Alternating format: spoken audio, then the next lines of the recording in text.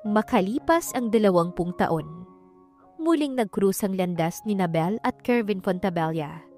At dito mas lalong napatunayan ni Belle na mahal niya talaga ito. Isang gabi habang kapwa-lasing ang dalawa, ay may naganap sa kanila. Nagulat na lamang ang dalaga nang matuklasan niyang nagdadalang tao na siya. Paano niya sasabihin sa lalaking hindi rin alam ang namagitan sa kanilang dalawa? Aalis na lang ba siya upang itago ang kanilang mga anak? O sasabihin ng nabuong 4 na sanggol sa kanyang sinapupunan? Miss Manzala, pwede na kayong pumasok sa CEO's office. Mr. Fontabella is waiting for you. Mabait na sabi ng babaeng nakapwesto sa labas ng office. Nandito siya ngayon para sa interview. Kahapon ay 10 silang nag-apply. At hindi niya akalaing matatawagan siya para sa final interview.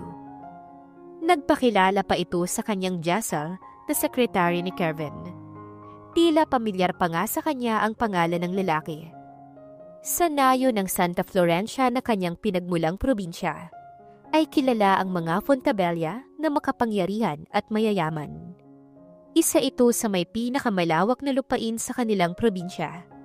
At si Kervin ang kilalang panganay sa 2 magkapatid na anak ng mag-asawang Fontabella, kung hindi siya nagkakamali. 7 taon siya nang lumuwas siya at iniwan ng maralitang buhay sa probinsya, at nagbaka sakali sa Maynila dahil sa magandang offer ni Mr. Tan sa kanyang ama. Kukunin itong tagapamahala ng planta dahil mangingibang bansa ang amo. Dito'y guminhawa ang kanilang buhay kahit papano. Dahil na rin sa kasipagan ng kanyang itay Tony. Nakapag-aral siya hanggang kolehiyo. At heto, magkakaroon na ng magandang trabaho kung papalarin siyang matanggap. Dahil nais niyang pahintuin sa trabaho ang kanyang ama. At siya na ang bahala sa pangangailangan nila. Alam niya kasing nahihirapan na ito, pero hindi magawang magreklamo. Dahil 2 silang anak at nag-aaral pa ng kolehiyo ang isa. Good morning, sir. Bati ni Belle sa lalaking nakaupo sa harapan ng executive table. Napapatingin siya sa nameplate na nasa ibabaw ng mesa nito. Kervin Fontabella, CEO.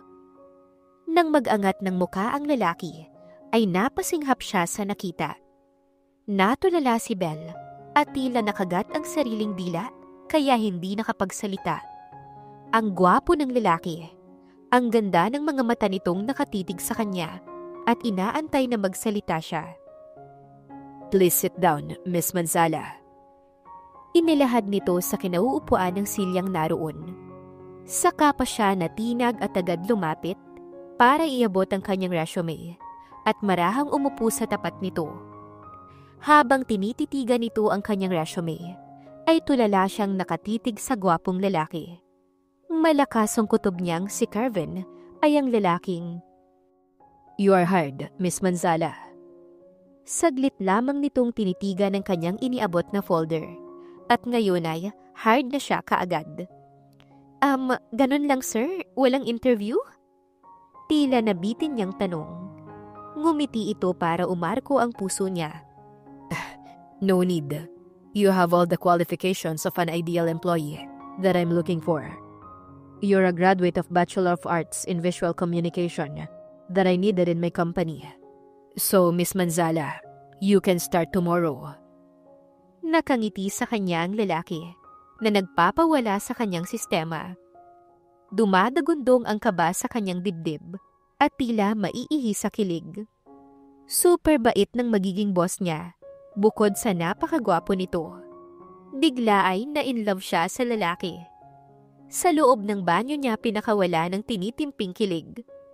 Dito siya tumuloy pagkagaling sa office ng CEO. Tumili siya na parang nababaliw. Excuse me? Mataray na lumabas ang isang babae buhat sa cubicle nang marinig ang kanyang tili. Nakasimangot at hindi nagustuhan ang kanyang ginawa. Napatakip naman siya ng bibig. Nakadama ng hiya. Halatang hindi employee sa building na yon ang babae. Dahil hindi naman ito naka-uniform. Halatang mayaman sa suot nitong magarang damit. Inirapan siya matapos nitong mag-retouch at tuloy-tuloy sa labas. Napahiya siya pero paglabas nito ay muli siyang napatili sa kilig. Titig pa lang ni Kevin, mahihimatay na siya. Ang isiping makakasama ito sa loob ng company araw-araw ay hindi niya mapaniwalaan. Panigurado siyang gaganahan magtrabaho sa tuwing makikita ito. Pagkatapos ilabas ang kilig, ay lumabas na siya sa banyo. Hindi naman talaga siya nagpunta sa banyong yun para magbawas. Naroon siya para ilabas ang naramdamang kilig kanina. Matapos pirmahan ni Kevin ang mga dokumentong nasa ibabaw ng mesa, ay nag-unat si Kevin. Muli niyang tinignan ang resume ni Belle na nakapatong sa ibabaw ng kanyang mesa. Bigla ay may sumaging alaala sa kanya. 20 taon na ang nakakalipas. Sige na, crush back mo na ako. Wika niya sa batang babae. Pero mga bata pa tayo, Vin. Wika nito. Kapag malaki na tayo, papakasalan kita, Belle. Pero ngayon, crush lang muna kita. Sabi pa niya. Sige na nga, crush back na rin kita. At naghawak sila ng kamay matapos magpalitan ng ngiti. Basta pakiramdam ni Kevin that time ay kasintahan niya si Belle. Pero pagkatapos ng maraming taon at marami na rin siyang nakilala, nakalimutan niya na si Belle at nagkaroon pa siya ng kasintahan. If he hadn't seen her again, he wouldn't have remembered their past. Yun din ang rason kung bakit niya tinanggap ang babae sa kanyang kumpanya. Maya-maya ay nabulabog siya nang pumasok si Ebony, ang kanyang kasintahan. Padaskol itong umupo sa kanyang harapan at tinitigan siyang nakalukot ang muka. Tinignan niya ang orasan. 11:00 na ng tanghali at tamang-tama ang dating nito dahil tapos na rin siya sa kanyang ginagawa. What's wrong? Taka niyang tanong dahil tila wala ito sa mood. There was an annoying woman in the bathroom earlier. She's a bit crazy while yelling alone. Nakasimangot itong nakanguso ang magandang muka. Natawa siya at sa halip na pansinin ang sinabi ni Ebony, ay tumayo siya at nilapitan ito. Let's eat lunch, para mawala na ang init ng ulo mo, sweetie. Aniyang hinalikan ito sa pisngi, para tuluyang mawala ang pagkairitable ng kanyang kasintahan. Effective naman dahil ngumiti ito at naglambitin sa kanyang liig. Thank you, Kevin. Siguro nga ay gutom na ako. Ngumiti na rin ito at inilapit ang pisngi sa kanya. Pagkatapos ay siya naman ang hinalikan. Paglabas ng banyo ni Belle, ay tumuloy siya sa sekretary ni Kevin na siyang mag-o-orient sa kanya para bukas.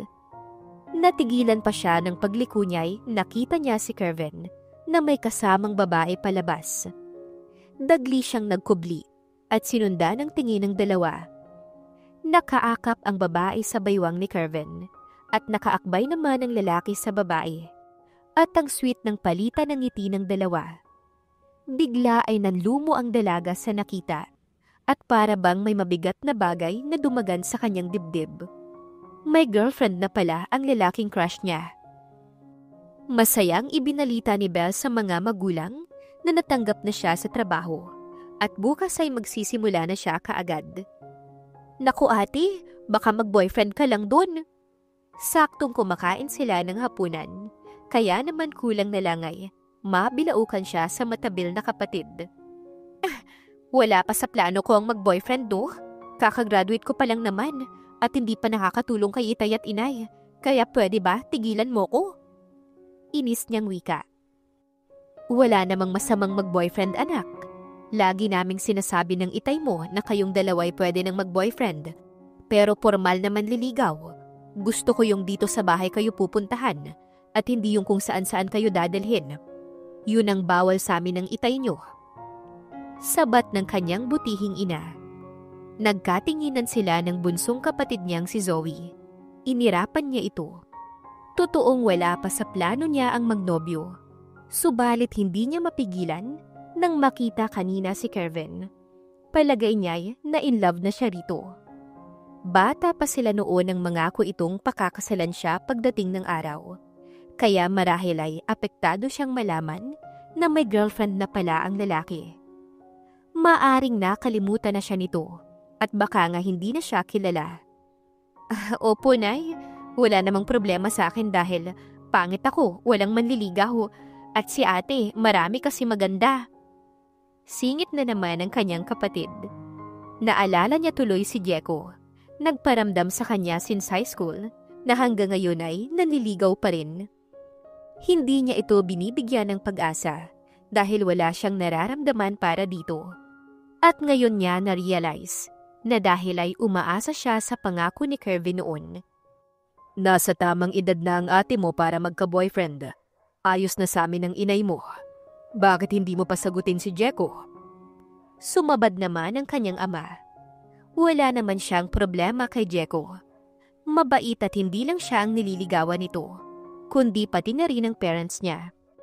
The main problem was, she can't never imagine being with him for a lifetime at maging ama ng kanyang mga anak. Hinintay niya talaga na dumating ang araw na magkita silang muli ni Kervin. Naku tay, pati ba naman kayo? Ang goal ko po ngayon ay mapaayos ang bahay natin sa Santa Florencia at mapatapos tong bunso ninyo para may nurse ng pamilyang to. At pagkatapos babalik tayo sa probinsya at doon na maninirahan. Tugon niya sa ama. Tumawa ito. Kung sana nga'y ganun lamang kasimple. Anak, kahit may boyfriend ka, pwede mo pa rin namang ituloy ang goal mo. Dapat ngayon pa lang ay naghahanap ka na ng lalaking makakasama mo habang buhay. Tignan mo kami ng nanay mo. 1 taon ko siyang niligawan at 5 taon kaming magsyota bago nagpakasal. Nakilala muna namin ang isa't isa bago kami lumagay sa tahimik. Kaya naman wala kaming pinagsisisihan. Muli ay paliwanag nito. Alam niya ang love story ng kanyang mga magulang at labis niya itong hinangaan. Wala siyang masasabi rito. Sa kabila ng kahirapan nila at kawalan minsan, ay hindi nag-away ang kanyang mga magulang. Nagtatampuhan pero agad nare-resolba na hindi inaabot ng kinabukasan. Dito niya napagtanto na matatag ang pundasyon ng relasyon ng mga ito. Nasa tingin niya ay malayong mangyari sa kanya. Matapos nilang kumain, nagpresenta siyang maghugas ng pinagkainan at katuwang si Zoe. Palihim niyang kinurot ang singit nito sa inis dahil siya tuloy itong naging topic kanina. Aray naman ate, ang sakit kaya. Sabi nitong humahagikik. Kapag inulit mo pang magbukas ng ganung topic, lagot ka sa akin. Pagbabanta niya. Hindi na nga kasi. Saka bakit ba? Hindi naman nagalit si inay at itaya. Sagutin mo na kasi si Kuya Jeko. Nakakainis ka kasi, pakipot ka pa. Ayan tuloy, hindi ako makapag-boyfriend dahil sa'yo. Ah, ganun. Gusto mo kong magka-boyfriend dahil kumekerengkeng ka na? Muli niya itong pinagkukurot. Nagpahabol pa sa labas ang maldita niyang kapatid para kampihan ng kanyang ama at ina. Natatawa na lang din siya sa harutan nila. Pero nalungkot muli nang maalala ang eksena kanina ni Kervin at ang kasama nitong babae. Kinabukasan, mas maaga ng 20 minutes nang siya'y dumating sa gusaling pinapasukan, ang Fontabella Holdings. Inihatid siya ng ama gamit ang sasakyan na pinahiram ni Mr. Tan dito. Sobrang aga niya at halos wala pang makikita sa loob ng gusali. Pero pagpasok niya ng elevator, natigilan siya nang makita niya si Kervin. Hindi niya alam na mas maaga pa ito sa inaasahan niya. Tila nagulat din ang lalaki pagkakita sa kanya. Good morning, sir. Bati niya na lang. Nang maalalang may nobya na ang lalaki, ay pinutol agad niya ang pakikipagtitigan dito at pumwesto sa pinakadulong bahagi ng elevator. Tumango lamang ito at bahagya siyang nginitian. Hindi niya maiwasang sulyapan ng palihim ang lalaki. Ang laki ng pinagbago nito. Tanda niya noong patpati nito bagaman cute. Pero ngayon ay sinong mag-aakala na ganito na pala ito kagwapo at macho. Nang mapalingon ito sa gawin niya, ay nagpatay mali siya si Belle. Inip siyang naghintay na marating ang 10th floor. Nang biglang mamatay ang ilaw at gumewang ang elevator. Napahawak siya sa gilid at nahintakutan. Si Kervin ay napatingin sa kanya at automatic siyang hinawakan sa kanyang kamay. Dama niyang nag-aalala ito. "Are you okay?" tanong nito. Mas kinabahan pa siya sa paghawak nito sa kanya kaysa sa posibilidad na makulong sila sa loob ng elevator. Dahil kalaunan ay huminto iyon at nanatiling patay ang ilaw. Dahil nasa malapit si Kervin, ay nawala ang takot niya. "Okay lang ako, sir." Saad niya nang marinig ang pag-aalala sa boses nito. "Don't panic. I'll call the technician so this elevator can be fixed immediately." Pagkasabi nito ay binunot ang cellphone sa bulsa at kaagad nagkaroon ng liwanag sa loob. Kung bakit hindi siya makaramdam ng anumang pag-aalala sa mga oras na yun, habang kasama ang lalaki ay hindi niya alam. Pakiramdam ni Belle kapag katabi niya ito'y safe siya at wala siyang dapat katakutan. Maya-maya ay kausap na ni Kervin ang maintenance ng buong building. Marahil ay technician iyon ng vertical transportation system. Dahil hindi nagtagal, ay nagkailaw na sa loob. Sa kanya lang napagtanto na nakakapit pala siya sa lalaki at nakasandal pa rito. Dali-dali siyang lumayo sa lalaki at nahihiyang nag-iwas ng tingin. Kasabay noon ay bumukas ang pinto ng elevator. "Thanks God! You're safe, sweetie!" Overreact na umiiyak ang isang babae habang yumayakap kay Kervin, ang kasintahan nito. Inalalayan siya ng isang lalaki palabas dahil umalis na kaagad ang dalawa at parang walang kasama si Kervin na hindi na siya nilingon pa. Isang buwan ang matulin na lumipas at na-congrats na rin ni Belle ang kanyang sarili. At kung bakit, iyon ay dahil sa araw-araw na umiiwas siya kay Kervin. Siya ring madalas nilang pagkakasalubong sa loob ng trabaho, kasama ang kasintahan nito na buong araw yata'y nakadikit sa lalaki. "Get in the car. I'll take you home." Isang hapon ay may bigla na lamang humintong kotse sa tapat ng kanyang kinatatayuan habang nag-aantay siya ng taxi. Napamulagat siya. "Sir Kervin?" Pagtatakang rumihistro sa mukha niya. Umiiwas na nga siya sa tukso. Pilit naman itong lumalapit sa kanya. Kinunutan naman siya nito ng noo. "Are you expecting someone else?" Mabilis siyang umiling. Salamat na lang sir pero magta-taxi ako." Mabilis niyang tanggi. "I have very important matter to tell you. So I'm giving you a ride. Now get in. You can't refuse me." Tila naiinip na ito, kaya may diin ang bawat bigkas ng salita. Binuksan na rin ni Kervin ang pintuan para sa kanya, nang sa gayon, hindi na siya makatanggi pa. Napilitan na lamang siyang sumakay. Tila siyang-siya naman siya nang initian siya ng lalaki, pagkasampa niya ng passenger seat. "Sir, nag-aalala lang po ko na malaman to ni Ma'am Ebony na magkasama tayo." Banggit niya sa pangalan ng kasintahan nito. Alam niya kasing selosa ang babae. Naririnig niya sa mga katrabaho na kaya madalas ang girlfriend ni Kervin sa office nito. Yun ay dahil ayaw nitong may umaaligid sa binata. Sa halip na tumugon si Kervin, ay dahan-dahan nitong lumapit sa kanya. Kaya nanlaki ang kanyang mga mata at nahigit niya ang paghinga. Kapwa sila nakatitig sa isa't isa at dama ni Belle ang mainit na singaw ng katawan ni Kervin. Hindi nagtagal, bumaba ang titig nito sa mga labi niya at ilang beses siyang napalunok. Naramdaman na lamang niyang pagkabit nito ng seatbelt sa kanya. Saka lumayo ang lalaki. Napatikim siya matapos madismaya dahil akala niya'y matitikman niya ang halik nito. Nasisiraan na siya ng bait para isiping hahalikan siya nito. Nang sulyapan ng lalaki kasalukuyan na itong nagmamaneho. "May ginagawa ba tayong masama para magalit si Ebony? We're just going out to eat and I'll take you home afterward. Is there anything wrong with that?" Pagtatanong nito, na ngayon lang tinugon ang kanyang sinabi kanina. "Ho?" React niya na napamulagat.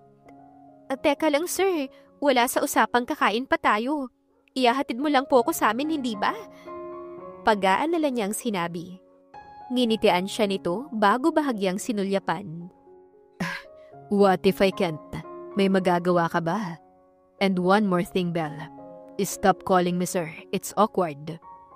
Utos nito sa kanya. Napaawang ang labi niya sa sinabi ng amo. Naguguluhan siya.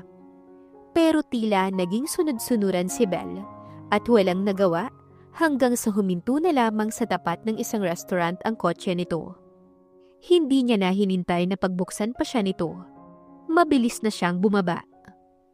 Ano bang importanteng bagay ang pag-uusapan natin? At kailangan pa nating lumabas na tayo lang. Alanganin siyang nakatingin sa amo habang hinihintay ang order nilang pagkain. Tinignan niya ang pag-arko ng labi nito. Mas makakabuti kung kakain muna tayo, Belle. Kervin, please! Okay, this is about the promise I made to you 20 years ago. Hindi ko makakalimutan yun. Mahinang tura nito sa kanya. Napalunok siya at natulala sa harapan nito. Parang may kaligayahang humaplos sa kanyang puso, na para bang maiiyak siya sa sinabi ni Kervin dahil sa tuwa. Buong akala niya ay nakalimutan na nito iyon. Pero mga bata pa tayo nun, Belle. Dugtong nito. Wala lang yun. And I want us both to forget about it because I already have a girlfriend. And I love Ebony very much. Nalaglag ang kanyang balikat sa sinabi ni Kervin. Parang nadurog ang puso niya. Umasa pa naman siya sa wala. Nakakatawa. Nagmukha siyang tanga. Pwede ba tayong maging magkaibigan na lang, Ebony? Muli itong nagsalita. Nakagat niya ang ibabang labi. Bakit ba siya nasasaktan? Pagkuway ngumiti ng matamis. Walang problema, yun lang pala, Kervin. Masaya niyang wika bago tumayo. Excuse me, I need to go to the restroom. Paalam niya at agad na tumalikod. Ngumiti lamang ito. Malalim na buntong hininga ang kanyang pinakawalan pagdating ng banyo. At least, nilinaw ni Kervin sa kanya ang lahat na magkaibigan lamang sila. Tama naman ito. Bata pa sila masyado nung time na yun. Bakit ba ang tanga niya? At para magising sa katotohanan, ay hinilamusan niya ang kanyang muka. Siguro naman simula ngayon, malaya na siya sa matagal na pinanghawakang pangako ni Kervin. Matapos punasan ng tissue ang basang muka, ay nag-retouch siya bago lumabas. Pero natigilan siya ng pagbalik sa mesa, ay nakita niya si Ebony na kasalukuyang kausap ni Kervin. Maaring bago sila nagpunta rito, ay tinawagan na nito ang babae. At ang dinner na yun ay para sa babae. Hindi sa nais siyang makasabay ni Kervin. Nasaktan siya. Parang piniga ang puso niya sa nakikitang kaswita ng dalawa. Napaigtad siya sa gulat nang magring ang kanyang cellphone. Nagkubli siya upang tignan kung sino ang tumatawag na yun. Napapikit siya. Wrong timing, ang makulit niyang manliligaw. Napilitan siyang sagutin ang tawag nito dahil tsak na hindi siya nito titigilan. Hi love, kamusta? Bungad nito. Alam mo bang nasa bahay niyo ko ngayon? Dito ako dumiretso pagkagaling ko sa Santa Florencia. Masayang saad ng lalaki sa kabilang linya.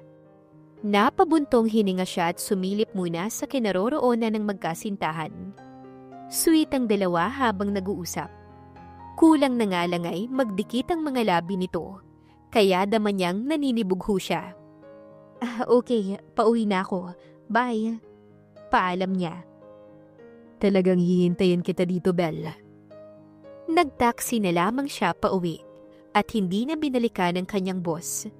Magpapadala na lamang siya ng mensahe rito. Sa taxi ay hindi niya makalimutan ang sinabi ni Kervin kanina at lihim na pumatak ang kanyang mga luha. Nadatnan niyang masayang nakikipag-usap si Jeko sa kanyang mga magulang. Halatang boto ang dalawa sa binata. Tumikim siya nang dumating, kaya naagaw niya ang atensyon ng lahat. Tumayo ang lalaki upang salubungin siya. Inalalayan pang umupo sa sofa na parang baldado, pero nag-bless muna sa mga magulang. Ginabi ka ata anak, sabi ng kanyang ama. Nag-overtime po ko, itay. Tugon niya na lang. Kumain muna tayo. Sakto't nakapagluto na ako. Ang kanyang ina na agad nang tumayo upang tunguhin ang kusina. Magbibihis lang po ko. Wika niya tagad na tumayo. Malungkot pa rin siya sa kabiguan niya kanina lang. Sa bagay, ano pa bang inaasahan niya? Sa 20 years na wala naman silang kontak. Matapos kumain ay nagpaalam siya sa mga magulang na magpapahinga na sa kwarto kung hindi pa nito pinaalala sa kanya na may bisita. Wala talaga siyang kagana-gana. May problema ba? Ramdam ni Jeko na matamlay siya. Napagod lang ako. Siguro mas makakabuti kung babalik ka na lang sa ibang araw. Wika niya sa lalaki. Pagak itong natawa. Hindi talaga ako makapaniwala sa iyo, Bel. Ang layo ng pinanggalingan ko tapos papabalikin mo lang ako para sa wala.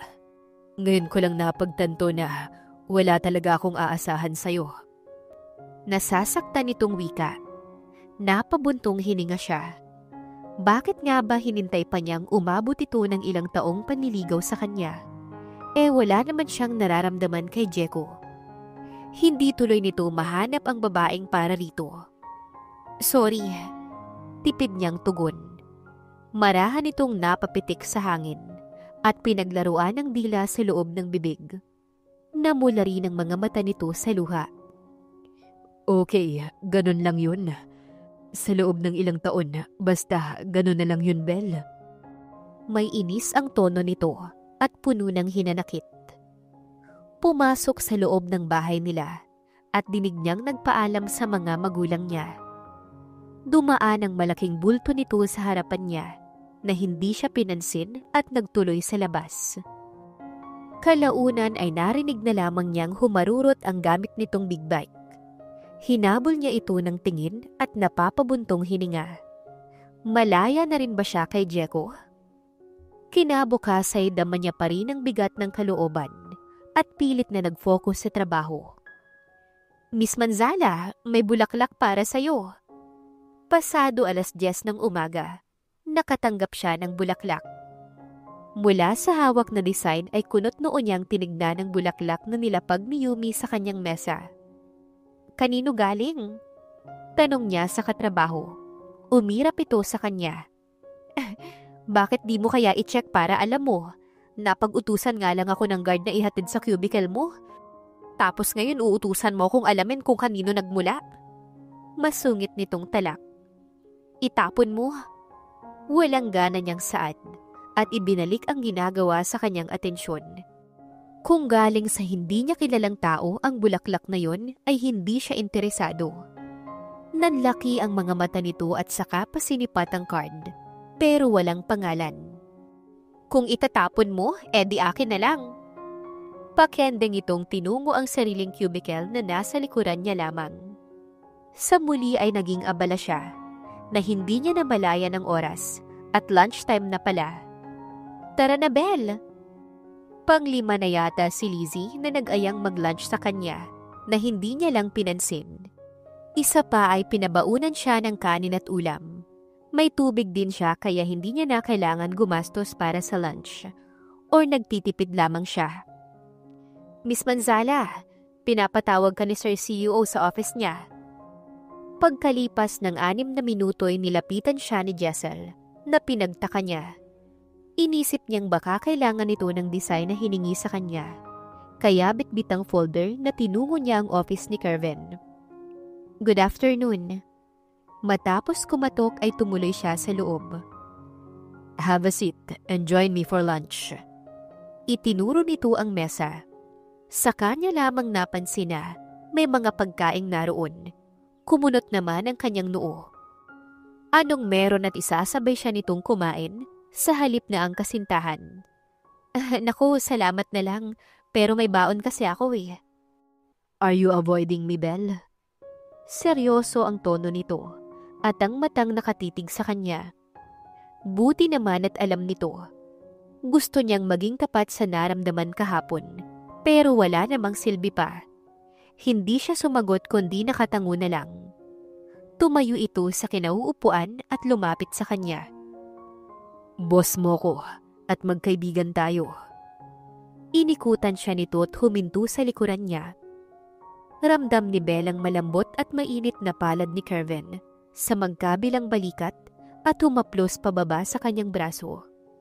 Napalunok siya sa ginawa nito. Tinanggihan mo rin ang bulaklak na pinadala ko para sa'yo. Tuwid siyang tumayo at humarap sa lalaki. Ikaw ang may-ari ng bulaklak? Takang tanong niya. What's wrong if I give you flowers and inviting you for lunch? And one more thing, why you suddenly disappeared last night? Sabi pa nito sa malambot na boses. Nakadama siya ng inis sa lalaki. Ano ba ang ginagawa nito? Pero sa halip na magsalita, ay pinili na lamang niyang manahimik. Tama si Kervin. Ito ang boss niya na masusunod sa lahat. Iginiya na siya nito na umupo sa katapat nitong mesa. Labag man sa kalooban niya, sumabay na lamang siyang kumain sa lalaki. Magkwento ka. Anong nangyari sa'yo sa loob ng 20 years? Nagka-boyfriend ka ba? Tanong nito habang kumakain sila, na sa totoo lang ay hindi siya makakilos ng maayos dahil sa matiim nitong titig sa kanya. Hindi. Tipid niyang tugon. Oh really? Natawa ito saglit. That's impossible. Sa ganda mong yan. Nasamid siya sa sinabi ng lalaki. Hindi siya naniniwala sa sinabi ng iba na maganda siya. Pero bakit iba ang dating kay Kervin? Focus kasi ako sa pag-aaral at ngayon naman sa trabaho. Tugon niya. Ngumiti ito. One of the reasons why I hired you for this job, it's because I can see your dedication for work at hindi ako nagkamali. Sabi nito. Tumango siya. Salamat, Kervin. Huwag kang mag-alala, pagbubutihan ko pa. Pilit siyang ngumiti. By the way, I want to meet your parents. Okay lang ba na ihatid kita mamayang hapon? Napatanga siya. Hindi kaya kalabisan na yung ihahatid pa siya nito. At bakit naman ito nais makilala ang parents niya? Naku, Kervin, ano kasi, gabi na makakauwi si Itay. Pagdadahilan niya kaagad dahil alam niyang hindi ito pwedeng tanggihan. Ayaw niyang magkaroon ng problema ang magkasintahan dahil sa kanya. Okay lang, pwede ko namang hintayin. At kahit anong tanggi ni Belle ay wala siyang nagawa.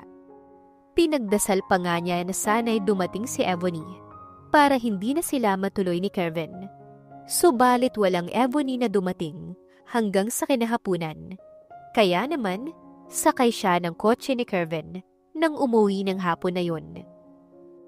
Naging mainit ang pagtanggap ng parents ni Belle kay Kervin, lalo na nang mapag-alaman ng mga ito na taga Santa Florencia ang lalaki.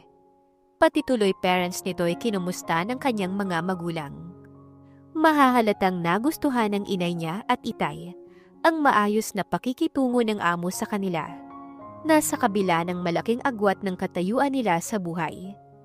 Inanyayahan pa nga ng inay niya ang binata na kumain sa kanila ng hapunan, na pinaunlakan naman ito. Thank you, Belle. Nag-enjoy ako together with your family. Habang inihahatid sa kotse ng binata ay saad ni Kervin sa kanya. Nakangiti at masaya. Salamat din, Kervin. Saka pasensya ka na, mahirap lang kami. Nakatungo niyang saad. Tumawa ito. Alam mo, I like people who are genuine with those around them. At nakita ko yan sa family mo. In other words, they like me. Masayang sabi nito, na tila ba hindi sanay makipaghalubilo sa mga tao. Siguro naman ay marami itong compliments na naririnig sa iba. Siya naman ay napangiti. Totoong tao ka rin kasi, Kervin, kaya nagustuhan ka nila inay at Itay. Naaliw niyang pakikipagkwentuhan sa lalaki. Tila ba naging palagay ang kanyang loob na makasama ito. Tinibag nito ang mataas na harang sa pagitan nila.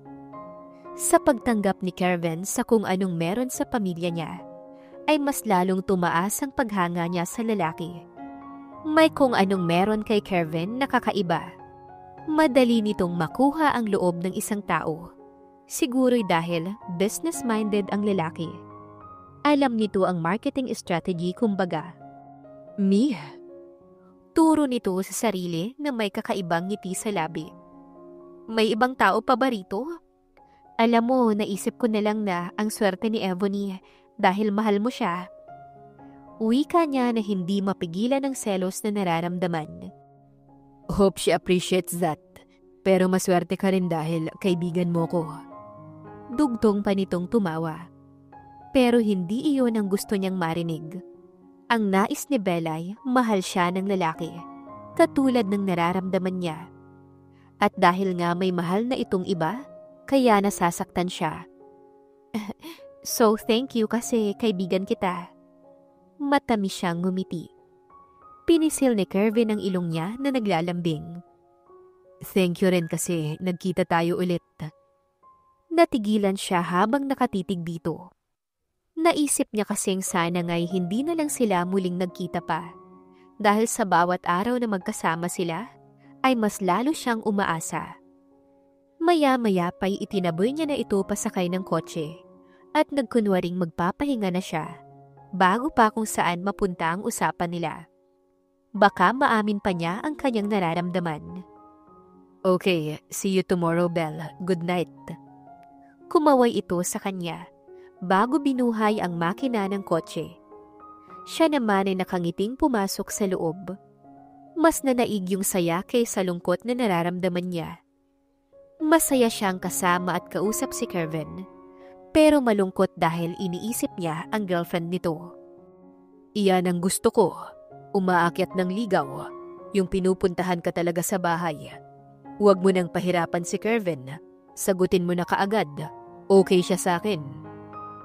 Nagulat si Belle pagpasok niya nang bumungad ang kanyang ama. Napangiwi siya sa narinig.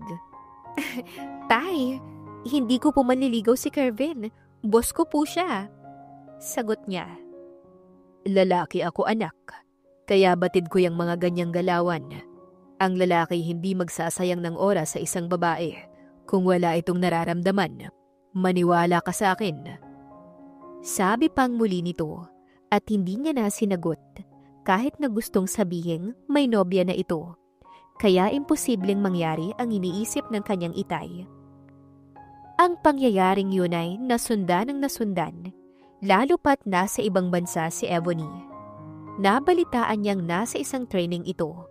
Kung tungkol saan, ayun ay hindi niya alam.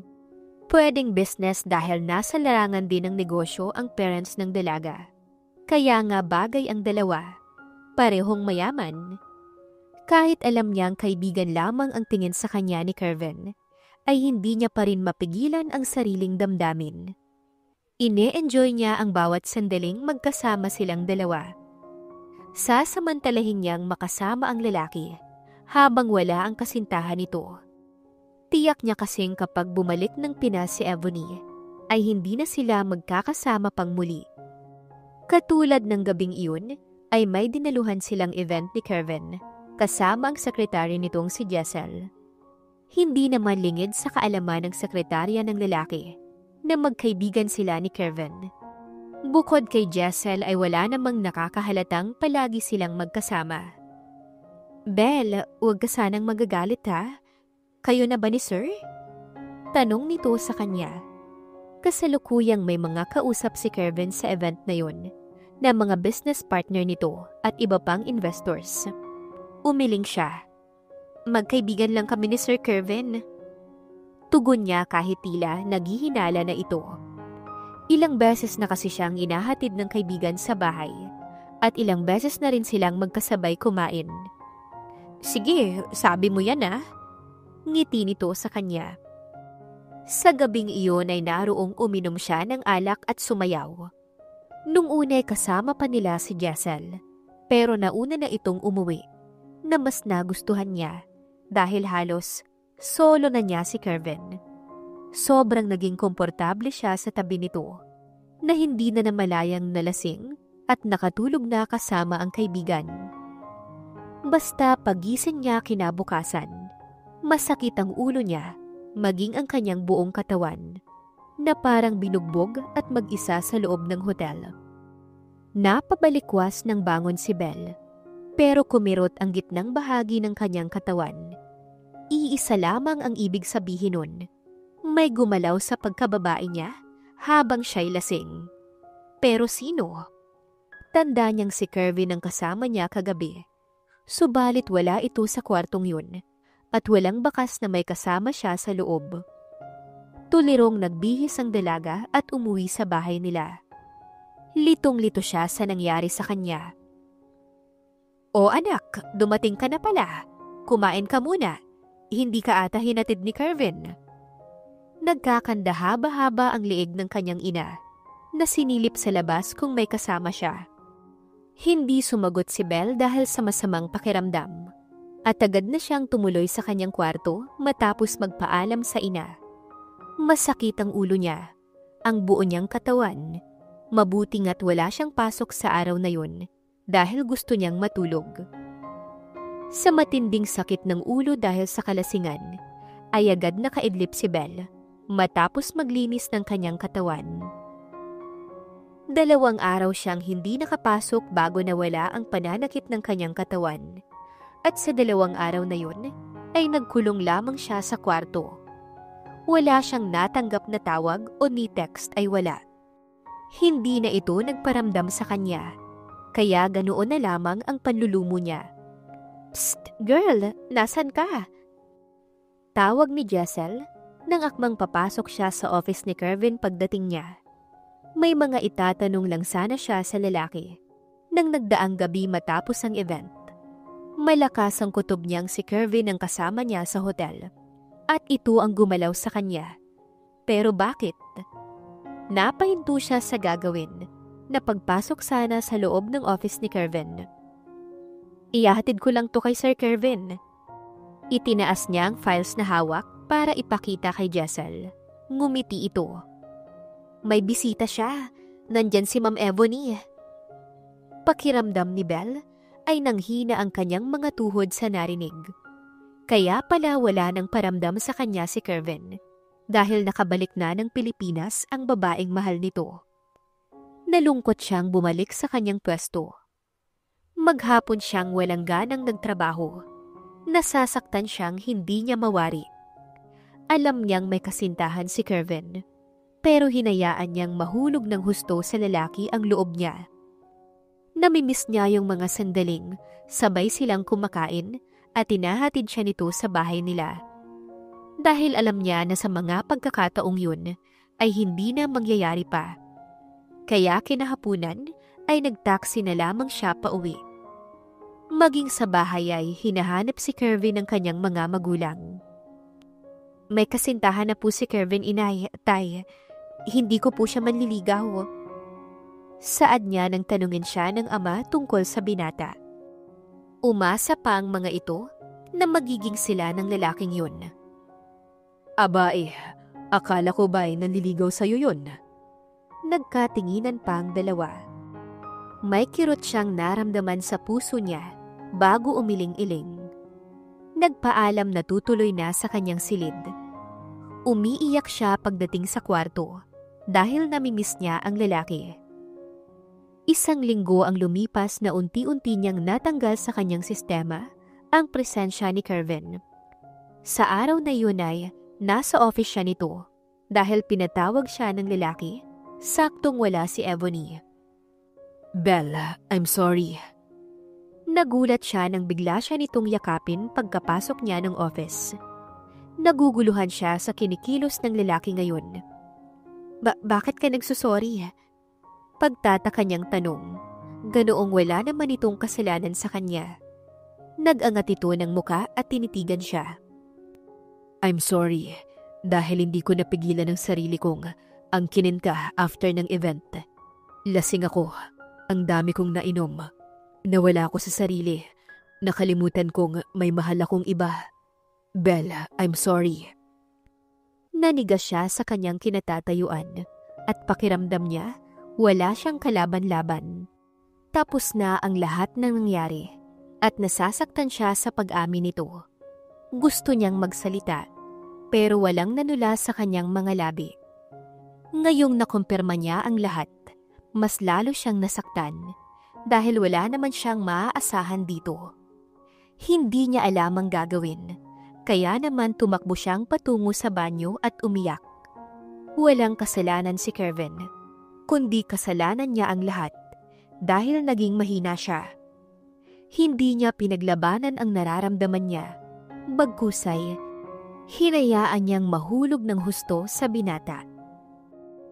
Si Kevin naman ay naisa ng sundan ng tumalikod na dalaga.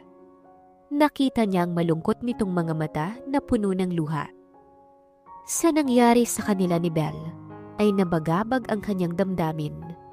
Wala sa plano niyang dalhin ang dalaga sa hotel, kasway lasing ito, at baka ikagalit ng magulang ni Belle na hinayaan niyang malasing ang babae. Hindi rin niya pwedeng iuwi ang babae sa bahay nila dahil alam niyang magtataka ang kanyang mga magulang at tiyak niyang malalaman ito ni Ebony. Nang dalhin niya ito sa hotel, ay balak sana niyang iwanan nitong mag-isa roon. Tutal ay matutulog lamang ito. Lasing siya, pero kaya pa niyang mag-drive at balak niyang umuwi na lang. Ngunit paglabas niya ng banyo'y nakita niyang nakatayo si Belle sa paanan ng higaan at isa-isang nagtatanggal ng suot. Bakit ang init? Dinig niyang bulong ng dalagang lasing. Belle, what are you doing? Inis niyang wika at isinuot muli sa babae ang mga hinubad nito. Wala sa sariling ipinulupot sa katawan ng babae ang kanyang mga braso. Nanigas siya sa sunod nitong ginawa. Idinikit ni Belle ang labi nito sa labi niya, kaya't para siyang nahibang sa lasa ng labi ni Belle. At dahil na rin sa espiritu ng alak na nasa kanyang katawan, ay naging mahina siya para tanggihan ang ninanais ng kanyang katawan. Maalab na halik ang ganti niya kay Belle at inihiga ito sa kama. Saka walang pagdadalawang isip na inangkin na tila ba pagmamay-ari niya ito.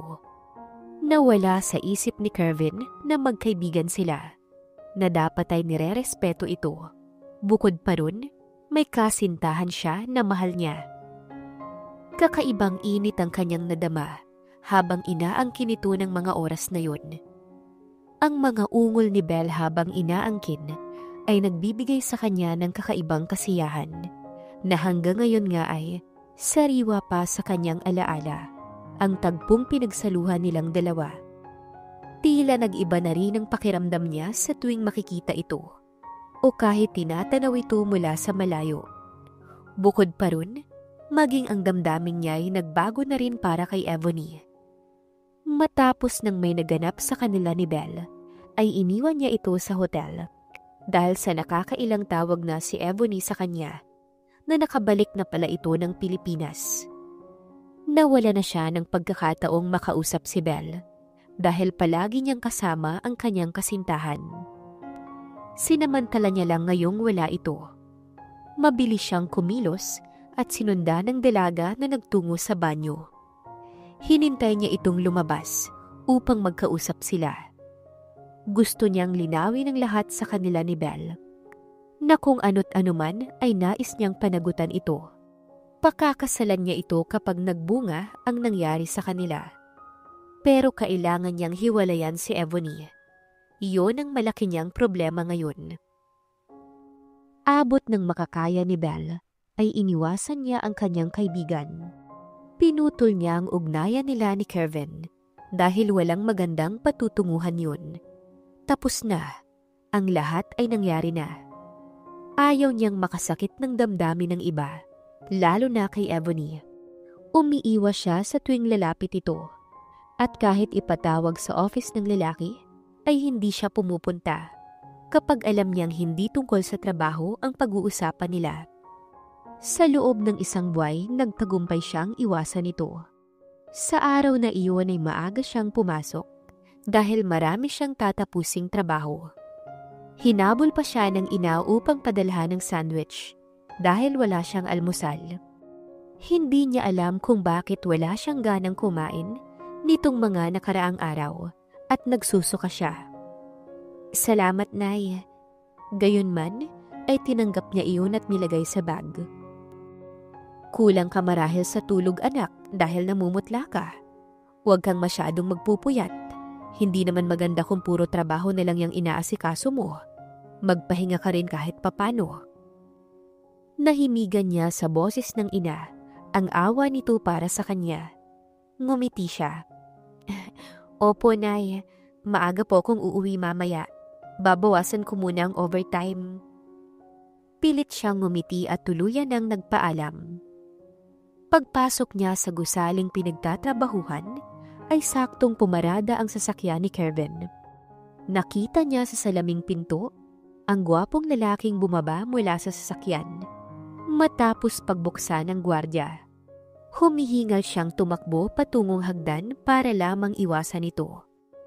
Ayaw niyang makasabay sa elevator si Kervin. Ni makausap ay ayaw niyang gawin. Binabalak na rin niyang mag-resign sa pinapasukan at tatapusin na lamang niya ang buwang ito. Hingal-aso tuloy siya sa pagdating sa kanyang pwesto. Nginitian siya ng katrabahong si Lizzie. Belle, mabutit dumating ka na. May ipapakita ko sa iyong design. Belle! Ngunit napasigaw si Lizzie pagkakitang nabuwal bigla si Belle at nawala nito ng malay. Dinaluhong nito ang babae at humingi ng tulong sa mga katrabaho upang madala sa klinik ang babaeng nawala ng malay. Habang si Kervin paglabas ng office upang mag-attend ng meeting sa conference room, ay nakasalubong niyang nag-uusap si Yumi at Lizzie. Kasama ito ni Belle sa isang department. Sino naman kaya ang ama ng pinagbubuntis ni Belle? Wala naman siyang boyfriend, nakakapagtaka. Dinig niyang saad ni Yumi kay Lizzie. Ano ka ba? Hindi naman natin alam kung may boyfriend siya sa labas, hindi ba?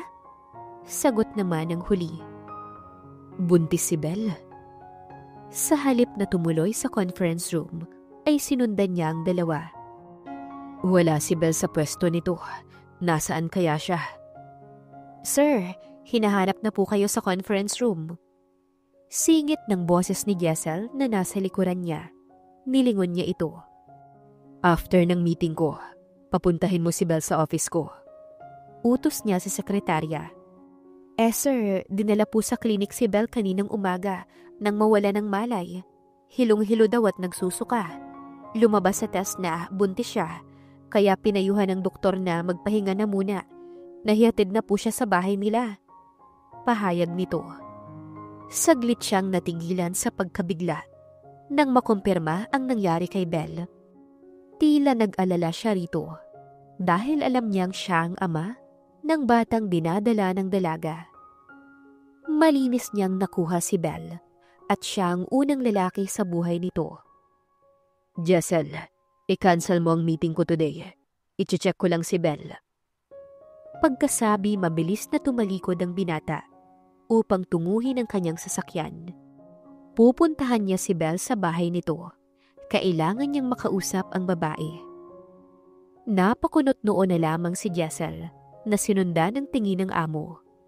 Bakit ba kung makapag-alala ito kay Belle, ay para bang ito ang ama ng pinagbubuntis ng dalaga? Natutop ni Jessel ang kanyang bibig at may paghihinalang na buo sa kanyang isipan. Pagbalik sa kanyang mesa ay saka naman dumating ang sopistikadang babae na palaging nakadikit kay Kervin. Sinulyapan siyang nakataas ang isang kilay bago tumuloy sa office ng CEO. Hindi na rin siya nagtataka kung bakit bumalik itong lukot ang muka. Sakali lang nahiwalayan ito ng kanyang amo dahil kay Belle ay ikatutuwa pa niya. Maputi lamang ito pero hindi naman maganda. Si Belle kahit morena ay parang anghel ang muka. Bukod pa dun, mabait, hindi maarte. Pero si Ebony, nakakasawa ang ganda. Kapag tinitignan ng matagal, nakakairita. Nasaan si Kervin? Tanong nito sa kanya na hindi niya pinansin. Wala siyang balak sabihin ang nalalaman niya. Hanggang sa hinampas nito ang bag sa ibabaw ng kanyang mesa. Do I really need to repeat my question? Nasaan ang boyfriend ko? Inis nitong tanong. Tumingin siya sa gawin nito. Umalis si sir pero walang sinabi kung saan pupunta. Ang mabuti pa mamay, hintayin niyo na lang po sa office niya. Walang kagana-gana niyang tugon. Kung hindi naman siya pakikitaan ng masama, bakit naman siya pakikitaan ng mabuti? Inirapan siya nito matapos sabihin yun at tumalikod. Umalis ito habang kinukuha ang cellphone sa bag. Maaaring tinawagan nito si Kervin. Iiling-iling na lamang si Jessel. Kervin? Gulat si Belle nang makita ang binata sa kanyang harapan. Ilang oras nang nakakalipas simula nang umuwi siya ng bahay dahil sa masamang pakiramdam. At heto, namomroblema dahil sa masamang balita na hindi pa niya masabi sa kanyang mga magulang. Nagdahilan na lamang siya sa ina na masakit ang kanyang ulo. Let me talk to you, Belle. Bungad nito at mabilis na pumasok sa kanyang silid. Teka! Napamaang siya nang isara nito ang pinto ng kwarto niya. Hindi naman siya makalat, pero napakaraming personal na gamit niya sa loob ng silid na hindi nito dapat na makita. Kervin, sa labas tayo mag-usap. Nandyan si inay. Sabi niyang mabilis itong tinalikuran at nagligpit. Alam kong buntis ka. That's why I'm here. And we can talk about this outside until we have properly discussed it. Pahayag nito. Hindi na kailangan pa, Kervin. Ayokong magulo kayo ni Ebony. Kasalanan ko to. Napapatango niyang wika at gustong pumatak ang luha. No, Belle, kasalanan ko. Hindi ko napigilan ang sarili ko. Ewan ko kung bakit. Don't worry, pananagutan kita. Masuyo siya nitong hinawakan sa kamay. Nanubig ang mga mata niya sa emosyon na tumingin kay Kervin. Paano? May girlfriend ka at hindi mo ko mahal. Tuluyang pumatak ang mga luha niya. Ayaw niyang magpakasal sa lalaki dahil lamang sa nabuntis siya nito. Mas masasaktan lamang siya at taasa pa ng husto. Kahit anong pagpupumilit ni Belle sa gusto niya, ay si Kervin pa rin ang nasunod. Pakakasalan siya alang-alang sa bata. Kahit na hindi ganon kadali, dahil tiyak niyang malaking gulo para sa relasyon ng dalawa. Inay, itay, buntis ho ako. Nauutal at may nginig ang boses ni Belle nang magsalita. Nasa harapan sila ngayon ng kanyang mga magulang, saktong pagdating ng ama niya. Pinangatawan na ni Kervin na hindi ito uuwi, hanggat hindi nasasabi sa parents niya ang tungkol dito. Kaya heto, wala na siyang magawa kundi ipagtapat sa mga magulang ang lahat. Magpapanggap silang magkasintahan sa kanyang mga magulang, para lamang pumayag ang mga ito sa naiisip na kasal ni Kervin. Kung tutuusin ay, pwede nitong talikuran ng responsibilidad sa kanya. Pero hindi niya alam kung anong nagtulak kay Kervin para aminin nila sa kanyang parents na buntis siya at pakakasalan pa nito. Malawak ang naging ngiti ng kanyang ama. Ang inay nagpalipat-lipat ng tingin sa kanilang dalawa. Bumaba ang tingin nito sa magkasalikop nilang kamay. Hawak iyon ng mahigpit ni Kervin, kaya siguro hindi ganon katindi ang takot at pag-aalala niya sa magiging reaksyon ng mga magulang. Pero anak, di ba may girlfriend si Kervin? Paanong nangyari to? May pag-aalala sa boses ng kanyang ina. Ano ka ba naman, mahal? Natural ay sinabi lamang iyon ng anak natin para isurprise na magkakaapo na tayong dalawa. Masayang wika ng kanyang ama bago binalingan ang katabi niyang lalaki. Kervin, good job. Ganyan ang gusto ko sa manugang, sharpshooter. Sabi pa nito kay Kervin na ikinangiting hilaw ng huli. Dama niya rin ang paghaplos nito sa palad niya na para bang sinasabing okay na. Sumulyap siya sa lalaki at nginitian lamang siya nito. Itay, inay, wag ho kayong mag-alala. Pakakasalan ko po si Belle. Tugon ni Kervin na hindi pa man sila na ikakasal, ay itay at inay na ang tawag sa mga magulang niya. Walang problema, Kervin. Una pa lang ay tingin ko sa'yo'y mahal mo na ang anak kong ito. Muli ay ang ama niya ang nagsalita, na para bang nakakasigurado sa binibitawang salita. Napatingin naman ang kanyang ina sa gawin ng lalaki at nag-aantay ng sasabihin nito. Yes po, mahal na mahal ko po ang anak ninyo. Nakangiti at waribay hindi nagkukunwari ang binata. Tumawa ang kanyang ama ng malakas at niyakap nito si Kevin. Napaghahalataan tuloy ang itay niya na botong-boto ito sa lalaki. Ang bilis nitong napaniwala ang parents niya. Kung alam lang sana ng mga ito. Inanyayahan pa ng kanyang itay na doon na maghapunan ang lalaki. Sa hapag ay masayang nagkukwentuhan ng ama at si Kevin, habang siya ay tahimik lang, nakikiramdam. Akala ko ba ate, wala pa sa plano mo ang mag-boyfriend? Nakilala mo lang si Kuya Kevin, tumikim ka na kaagad ng talong. Malokong tudyo sa kanya ni Zoe, habang naguhuga sila ng pinagkainan. Nasa sala naman ng mga magulang niya kasama si Kevin, na wala pang balak umuwi. Tigilan mo ko, Zoe. Napipiko niyang saad. Nilingon niya ito at tinignan ng masama, pero hindi tumalab sa mapang-asar niyang kapatid. Alam niyang kanina pa ito nangangating asarin siya, kung di lang nahihiya kay Kevin. Sa bagay, kung kasing gwapo naman ni Kuya Kevin, why not coconut? Talagang titikim ako ng murkon. Pagkatapos ay humagikik ito. Mas lalo siyang naasal sa kapatid at handa na sana itong hatawin kung hindi niya lang narinig na may tumikim sa kanyang likuran. Kapwa sila napalingon at nakita niyang komportableng nakasandal sa pader si Kevin. Natitigilan siyang napatitig rito at ang lalaki ay ganun din. May assignment nga pala ako. Excuse me Kuya Kevin at Ate Belle, bye! Nananadyang saad nito at tumahagikik na tumalikod. Huling-huli talaga ni Zoe ang inis niya. Nilapitan siya ni Kevin na nakangiti. Siguro kapag na-meet ni Zoe ang kapatid ko, magkakasundo sila. Anitong pumwesto sa tapat niya at hinawakan ang hawak niyang plato. Inagaw at dinala sa tapat ng gripo upang banlawan. Kevin, ako na. Hindi bagay sa iyong maghugas. Mababasa ang polo mo. Bawi niya sa hawak nitong plato. Okay, edi tatanggalin ko para hindi mabasa. Nagsimula itong tanggalin ang polo at natataranta niya itong pinigilan. Ano bang ginagawa mo? Ba't ka naguhubad sa harapan ko? Mabuti pa, umuwi ka na, Kevin. Pagtataboy niya sa lalaki. Pagkasabi nun ay patulak niya itong pinalabas sa kusina. Pero pinigilan siya nito sa kamay. Ako na ang bahala dito.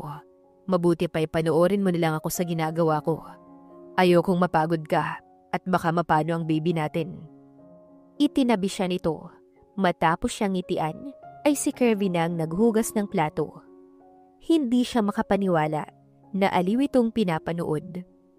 Si Kevin na lumaki sa karangyaan, as inay marunong maghugas ng plato. Matapos siyang tulungan ay saka ito nagpaalam sa kanya. Para daw makapagpahinga na siya at binalaang huwag nang pumasok bukas dahil sasamahan siya nito sa OB-GYN para magpa-check up. Sa halos buong maghapong kasama niya si Kevin ay tila kay sarap sa kanyang pakiramdam. Nakangiti tuloy siyang pumasok sa kanyang silid. Kahit alam niyang pakakasalan lamang siya ni Kevin dahil sa anak nila. Ayaw na muna niyang isipin si Ebony. Pero hiling niya ay sanay matanggap nito at magparaya na lamang kahit imposible. Samantala si Kevin ay hindi maipintang mukha sa saya nang umuwi sa bahay nila dahil sa kaalamang magkakaanak na siya. Kapansin-pansin tuloy ang kakaibang saya sa kanya na agad na puna ng kanyang mommy. Simula sa bukana ng pinto hanggang sa nakalapit siya rito. Kevin, may nangyari ba? Tanong ng ina. Ngumiti siya rito bago humalik sa pisngi ng ginang. Magpapakasal na ako, Mom. Pagbabalita niya na ikinagulat nito. Umawang ang labi at nanlalaki ang mga mata. Wait, bakit biglaan naman yata? Pagtataka nito. Alam kasi ng parents niya na hindi pa ready si Ebony na magpakasal. Nag-iba ang kanyang muka at naging seryoso. Kailangan niya nang sabihin sa ina ang tungkol sa kalagayan ni Belle. Nang sa gayon, si Ebony na lang ang susunod niyang poproblemahin.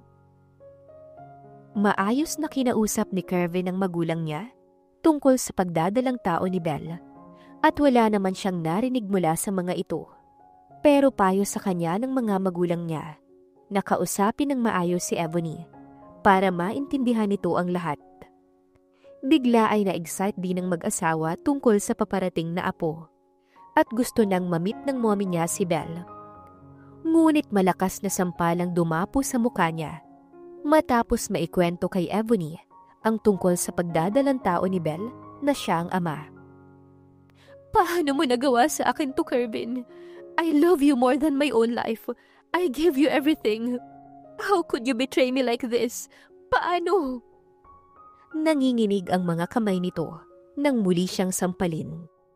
Nasa loob sila ngayon ng kanyang office at kahit magwala ito, ay tanging sila lang ang makakarinig. Ebony, can you please listen to me first? I didn't mean for this to happen. I was drunk at wala ako sa sarili ko. Pigil niya sa mga kamay nito at niyakap ang dalaga. Liar! Ginusto mo yun, Kervin. Tell me, how could you kiss her while you love me? Naisip mo ba ako habang ginagawa mo yun sa kanya, ha? Is it because I couldn't give it to you? So you asked from her instead? At dahil makati siyang babae, she stole you even though you're already committed. Nanggagalaiti ang babae habang malakas na binabayo ang kanyang dibdib. Hindi siya ganong babae, Ebony. Wala siyang kasalanan dito. Wala ka ring pagkukulang sa akin. I'm sorry, Ebony, pero hindi ko kayang talikuran at pananagutan ko siya. Tugon ni Kervin. Mas lalo itong nanggalaiti sa galit at ibinuhos lahat sa kanya. Hinayaan niya lamang si Ebony dahil masakit talaga ang ginawa niya. Hindi niya rin inaasahan ang lahat ng ito. Matapos umiyak ni Ebony, ay tumayo ito at lumabas sa kanyang office na hindi na muling nagsalita pa. Tahimik siyang nag-isip na sinundan ng tingin ang pintuang nilabasan ng nobya. Marahas siyang napabuntong hininga bago na ihilamos ang palad sa kanyang muka. Umupo siya sa swivel chair at ilang segundo siyang tulala bago kinuha ang kanyang cellphone upang tawagan si Ebony. Pero dahil galit ito, ay hindi sinagot ang kanyang tawag. Belle. Bungad ni Kervin sa kabilang linya nang sagutin ni Belle ang tawag nito. Sa boses ni Kervin ay ramdam niyang may problema at hula niya ay si Ebony. I'm sorry. Baka hindi matuloy ang lakad natin sa Obigay ni today. Pero dahil gusto kang makilala ni Dad at Mom, susunduin kita mamayang hapon. Wika ng lalaki sa kabilang linya sa malungkot na boses. Okay lang, Kervin. Masama rin naman ang pakiramdam ko. Okay lang ba kung next time mo na lang akong ipapakilala sa parents mo? Tanong niya. Nag-alala naman si Kervin sa kanya at nagpresentang pupuntahan siya. Pero tumanggi siya at sinabing magpapahinga. Pero ang totoo'y may lakad siya matapos tawagan ni Ebony kanina lang.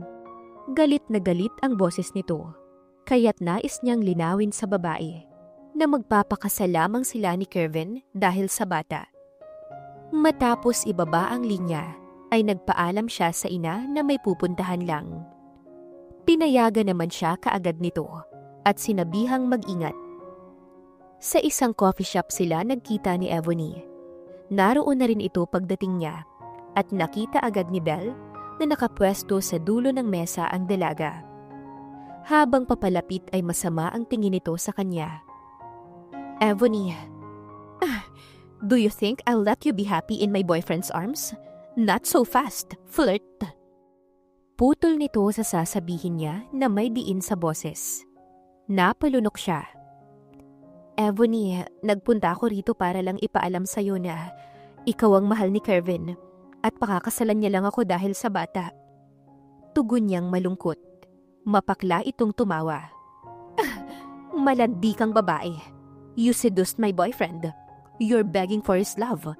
And I know this was all your plan all along because you have feelings for him.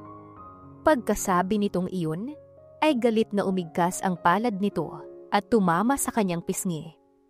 Napatayo tuloy biglang isang babae malapit sa mesa nila na nakakita sa ginawa ni Ebony. At kahit hindi siya kilala, ay naglakas loob itong ilayo siya. Kaya lalong nang galaiti si Ebony na may kumampi sa kanya. Marami itong binitiwang masasakit na salita na hindi niya malunok. At pinangalandakan na mga agaw siya ng nobyo habang pinanggigiliran na siya ng mga luha. Dahil sa pagmamahal niya kay Kervin, isang relasyon ang nasira niya at hindi niya alam kung ano ang gagawin. Totoo ba ang paratang sayo ng babaeng yun? Tanong ng ginang na tumulong sa kanya. Palabas na sila ng coffee shop at ramdam niya ang pamamanhid ng kanyang pisngi. Si Ebony naman ay pigil ng isa pang customer sa coffee shop at hindi na hinayaan pang makalapit sa kanya. Tumango siya bilang pag-amin sa ginang. Hindi man inakit si Kervin, pero hindi niya naman maiwasang pigilan ang sariling damdamin. Pakiramdam niya, mas lalo pa ata niya itong minahal. Concern siya nitong pinayuhan na wag nang lumapit sa babae at baka ano pa ang gawin sa kanya. Nagpasalamat naman siya sa pagmamalasakit nito hanggang sa nakasakay siya ng taxi ay hindi siya nito iniwanan. Nagulat pa siya sa bahay pagdating nang madatnan si Kervin na tila ba kanina pa naghihintay sa kanya. Kita niya kaagad ang pagkunot ng noo nito. Marahil ay napansin ng mapulang pisngi na sinampal ni Ebony. Mabilis itong tumayo at nilapitan siya. Akala ko ba masama ang pakiramdam mo? And what is this? Hinawakan nito ang baba niya at bahagyang itinagilid ang kanyang muka. Nakita niyang gumalaw ang panga nito. Wala to. Galing lang ako sa labas, may binili lang. Ba't ka nandito? Hinawi niya ang kamay nito at nagtangka siyang talikuran ng lalaki. Pero muli siyang iniharap. Magsabi ka sa akin ng totoo, Belle. Sinong may gawa niyan? Naging matigas ang boses ni Kervin. Umiling siya. Ayaw niyang sabihin. Baka makadagdag lang iyon ang alitan ng magkasintahan dahil sa kanya. Dahil sa nangyayaring to, ay mas gusto na lamang niyang lumayo. Ayaw niya ng magulong buhay at ayaw niyang magkaroon ng kagalit. Hindi siya sanay na ganito, lalo na yung mga masasakit na salita mula kay Ebony kanina. Masama nga sigurong magmahal ng taong hindi para sa'yo. Isang linggo matapos ang kasal nila ni Kervin, ay sinugod na naman siya ni Ebony. Nasa bahay siya nito at tumatayong asawa ng lalaki. Pinahinto na siya ng tuluyan sa trabaho at sinagot lahat ni Kervin ang pangangailangan ng kanyang pamilya. Wala siyang naging problema sa kanyang mga biyanan dahil masaya ang mga ito na magkakaapo na. Katunayan, ang biyanan pa mismo ang nagdesisyon na magsama na sila sa iisang bubong ni Kervin kahit na ayaw niya at sa bahay lang nila nais tumira kasama ang pamilya. Subalit sinabi nitong dapat ay nakabukod na sila ng bahay para matutong tumayo sa sarili nilang mga paa. Okay na kami ni Kervin. Nagkaayos na kami ulit dahil hindi niya ako matiis. Bungad ni Ebony sa kanya. Itinulak nito ang pinto at tumuloy hanggang sala. Tahimik niya itong sinundan ng tingin. The truth is, I was about to leave just to give him up, but he didn't agree. Kaya napatunayan kong pinakasalan ka lang niya dahil sa anak ninyo. Does it hurt? At nangiinsulto siya nitong hinagod ng tingin mula sa muka pababa. Napalunok siya at kahit alam niya ang katotohanan yun, nasaktan pa rin siya. Alam ko naman yun, Ebony. Kung hindi lang siya nagpumilit na pakasalan ako, okay lang sa aking hindi eh. Pero mahal niya ang mga anak niya. Tugon niya. Kumunot ang noo nito. Mga anak? What do you mean? Nakataas ang kilay nitong tanong. Quadruplets ang anak namin. Tugon ni Belle. Yun kasi ang lumabas sa ultrasound. Pagak itong tumawa at inis na nagmura. Galit na naman ito. And now, it's obvious na sinadya mong magpagalaw kay Kervin para gamitin ang anak nyo. Desperada. Inis nitong turan. Nababasa niya ang insecurities sa mga mata ng dalaga. Kung totoong ito ang mahal ni Kervin, dapat kampante itong hindi niya maaagaw ang lalaki. Oo, mahal niya si Kervin. Pero wala siyang planong agawin kay Ebony ang nobyo nito. Hindi na lamang siya kumibo sa mga sinabi nito. At baka kung ano na namang gawin ng babae sa kanya. Wala sa bahay ngayon si Kervin at nasa opisina. Isa pa, kahit mag-asawa na sila ay hindi madalas umuwi sa kanya ang lalaki.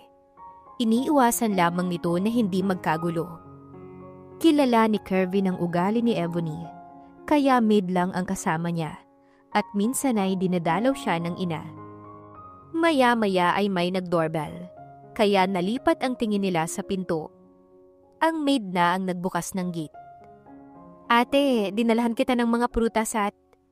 Nahinto si Zoe sa may pintuan pagkakita kay Ebony. Kapatid niya pala ang dumating.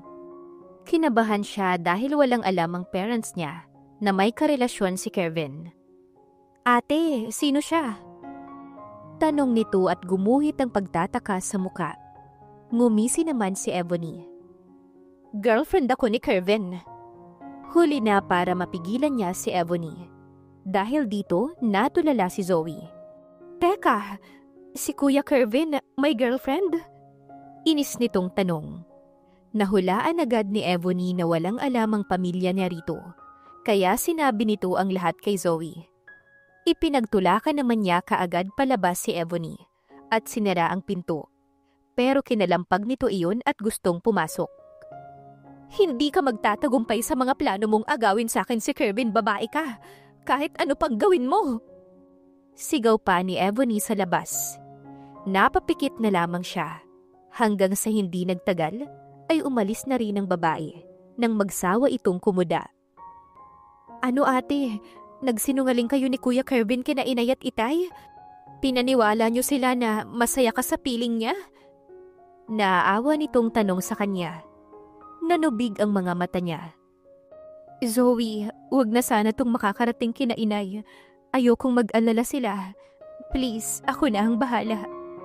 Pakiusap niya.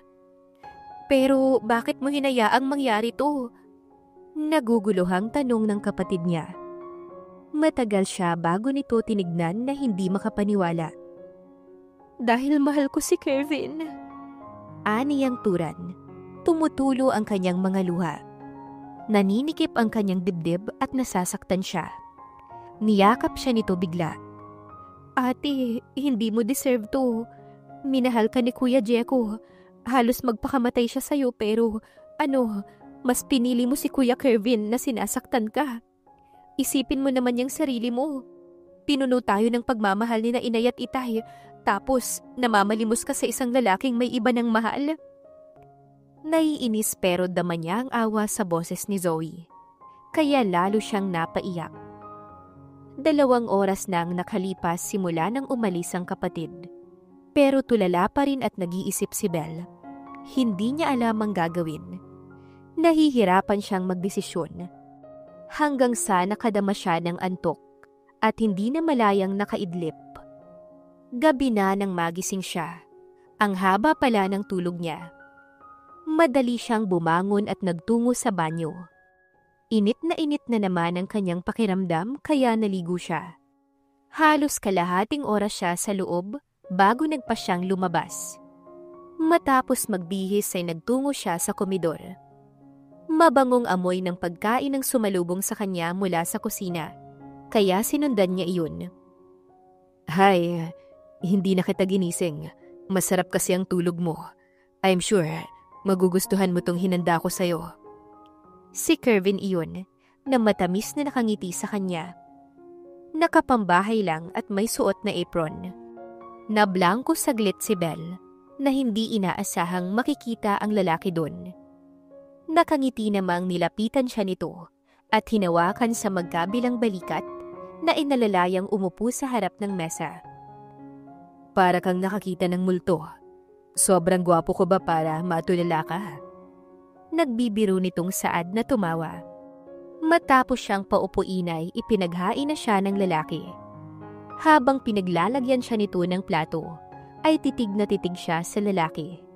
Bakit ganito? Kahit anong pilit niyang isipin na hindi para sa kanya si Kevin, nasisiyahan pa rin siya sa konting oras na naibibigay nito sa kanya. Sa kahit kaunting atensyon ng lalaki ay sapat na. Handa siyang magtiis para masaktan sa lalaki. Kung katangahan ang ginagawa niya, ay wala na siyang pakialam pa. Makita lang niya si Kevin, sobrang sapat na para sa kanya. Matapos nilang kumain, inaasahan niya nang aalis si Kevin upang umuwi pero nagtuloy ito sa banyo at naligo. Tahimik naman siyang kumuha ng isusuot nitong pantulog. Nang patayin ni Kevin ang shower, inisip niyang lumabas para makapagbihis ito na wala siya. Pero bumukas ang pinto at tulala siyang napatingin sa asawa. Nanuyo ang kanyang lalamunan habang naglalakbay ang kanyang paningin pababa sa basang katawan nito. Pinanood niya ito habang nagpupunas ng basang buhok at mabagal na humahakbang palapit sa cabinet. "Kevin, ipinaghanda kita ng masusuot." Untag niya. Pumihit ito paharap sa kanya bago ngumiti. "Salamat. Gusto mo ba akong panooring magbihis?" Pilyong tanong nito. Hindi palabas na nga rin ako eh. Hinintay lang talaga kita. Sige, magbihis ka na." Taranta niyang Saad, na nakadama ng hiya at lumabas na ng kwarto. Napasandal pa siya sa pinto ng maisara iyon. Nawala na naman siya sa sarili sa tuwing makakaharap ang lalaki. Maya-maya'y lumabas ito ng kwarto na may kausap sa cellphone. Dinig niyang tila hirap itong magpaliwanag, kaya nahulaan niyang si Ebony ang kausap nito sa kabilang linya. Nahiga na lamang siya kahit na hindi pa siya inaantok at pinagkasya ang sarili na dalawin ng social media account. May messages siya mula kay Jeko na nangangamusta. Wala sana siyang balak mag-reply, kaso online ang lalaki at mabilis na nagpadala ng mensahe. "Congrats, ikinasal ka na pala. By the way, may pupuntahan ako bukas sa Maynila. Pwede ba kitang pasyalan?" Chat nito. "Bakit?" Tipid niyang tanong. "Huwag kang mag-alala. Suko na ako. Basta, masaya ka, masaya na rin ako. Bukas dadaanan kita. Lumabas naman tayo." Wika pa nito sa chat. "Sige." Nasabi na lamang niya. Pagkatapos ay itinabi na niya ang kanyang cellphone. Saktong pumasok si Kevin. "Belle, pasensya ka na ha. Si Ebony tumawag at gustong magpasama. Okay lang ba kung mag-isa ka muna ngayong gabi?" Tanong nito. Tumango siyang may ngiti sa labi kahit naninibugho. Asawa siya, pero walang karapatan na pigilan si Kevin na makipagkita sa babae nito. Matapos magpasalamat sa kanya, ay umalis na ang lalaki. Napapakagat labi siya habang sinusundan nito ng tingin. Naninikip na naman ang kanyang dibdib at kinakain siya ng lungkot. Pinilit niyang matulog na lang dahil alam niyang hindi ito babalik at baka sa mansyon matulog ang lalaki. Kinabukasan, katulad ng pangako ni Jeko, ay dumating ito pasado 11:00 ng tanghali. Bago ito dumating, ay tinawagan pa siya nito na dapat ay ready na siya. "Nararamdaman kong hindi ka masaya sa buhay na pinili mo, pero wala akong karapatang questionin ka." Sabi ni Jeko habang kumakain sila ng lunch. Nandirito sila sa mall at namamasyal, kaya sinamantala na rin niyang bumili ng mga nagustuhan para sa kanyang mga anak. "Masaya ako, Jeko. Akala mo lang hindi." Pilit ang kanyang mga ngiti. Nagkibit balikat ito. "Kaya mong lokohin ang sarili mo, pero hindi ang ibang tao. Nababasa ko ang lungkot dyan sa mga mata mo." Sabi pa nito. Tumango siya. "Nagmamahal lang ako, Jeko. Parang ikaw, nagmahal ng taong hindi ka kayang mahalin." Pakahulugan niyang Saad.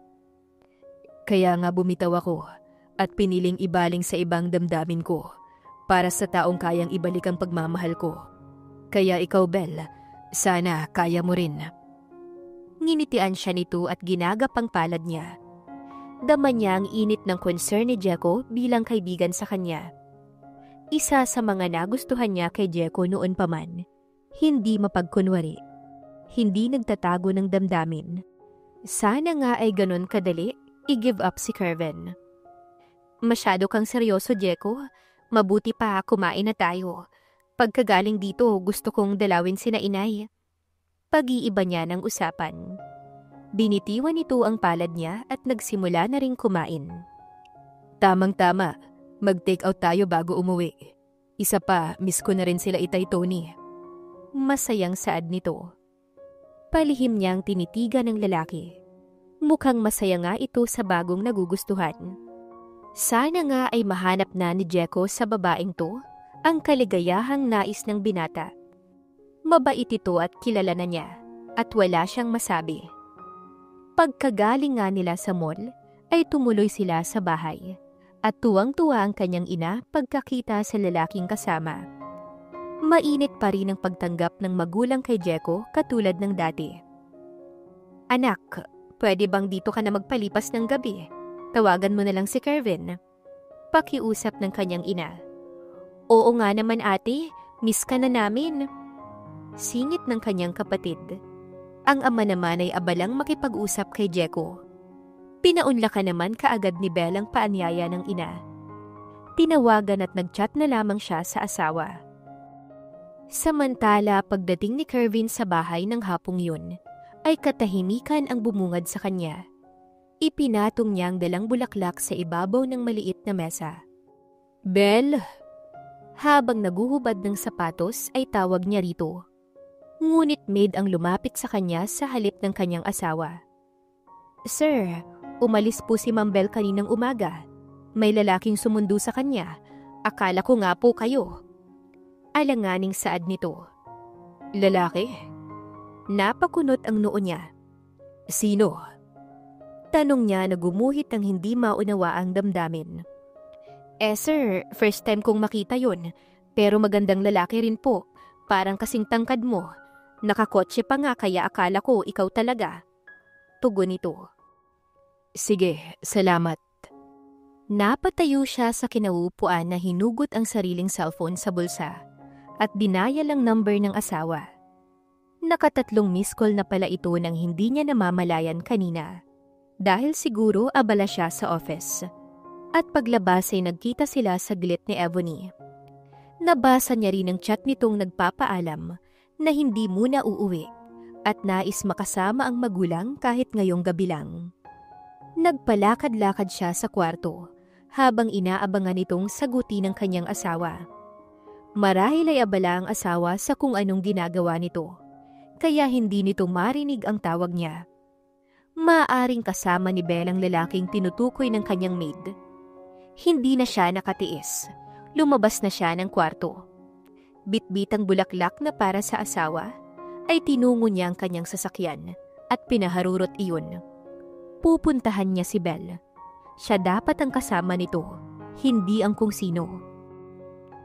Pagdating ni Kervin sa bahay ng biyanan, ay masaya niyang nadatnan si Belle na nakikipag-usap sa hindi kilalang lalaki. Nabalot ng selos ang buong sistema niya sa nakitang saya ng asawa na hindi niya nakita sa tuwing magkasama silang dalawa. Madalas kasi malungkot ito. Napahinto siya sa loob ng kotse habang pinagmamasda ng dalawang nasa bakuran ng bahay ni Belle. Mababa ang gate kaya tanaw niya ang dalawa. Nahigit niya ang hawak na manibela habang nakatingin sa mga ito. Hindi nagtagal ay pumasok ang dalawa. Ilang sandali pa ay bumaba na siya ng kotse at binitbitang bulaklak para kay Belle saka nag-doorbell. Si Zoe ang nagbukas sa kanya. Hi, si Belle. Bungad niyang tanong kahit alam na niyang nasa loob ito. Nakita niyang pagkadisgusto sa mga mata ng kapatid ng kanyang asawa. Kuya, pwede ba tayong mag-usap yung tayo lang bago ka pumasok? Sa halip na patuloyin siya nito sa loob, ay lumabas ito at isinara ang gate. Nagtataka naman siyang tinignan nito sa seryosong reaksyon ni Zoe. Alam ko na ang lahat. Naabutan ko ang babae mong sinugod si ate sa bahay niyo. At alang-alang kay ate, hindi ko sinabi kina inay at itay. Malaki rin ang respeto ko sa iyo bilang mahal na mahal ka ng ate ko. Makikiusap lang sana ako. Kung hindi mo siya makuhang mahalin, palayain mo siya. Hindi niya deserve masaktan. Maluhaluhang saad nito sa malungkot na boses. Nakita niya rin ang pamumuo ng mga luha sa mga mata nito. Mahal siya ni Belle. Bakit ba ang tanga niya? Ni hindi niya yun naramdaman. Inakala niyang okay lang ang lahat sa dalaga. Pero nasasaktan niya pala ito nang hindi niya alam. I'm sorry, Zoe. Hindi ko alam. Aniya. Ngayong alam mo na, sana mamili ka sa dalawa. Si ate or si Ebony. Kung si ate ang pipiliin mo at ang anak niyo, hiwalayan mo si Ebony. Kundi ipapaalam ko kina inay at titay ang tungkol dito para ilayo sa iyo ang ate ko. Yun lang naman, Kuya Kervin. Seryoso ito. At pagkasabi nun ay binuksan na nito ang gate at pinapasok siya. Para siyang binuhusan ng malamig na tubig.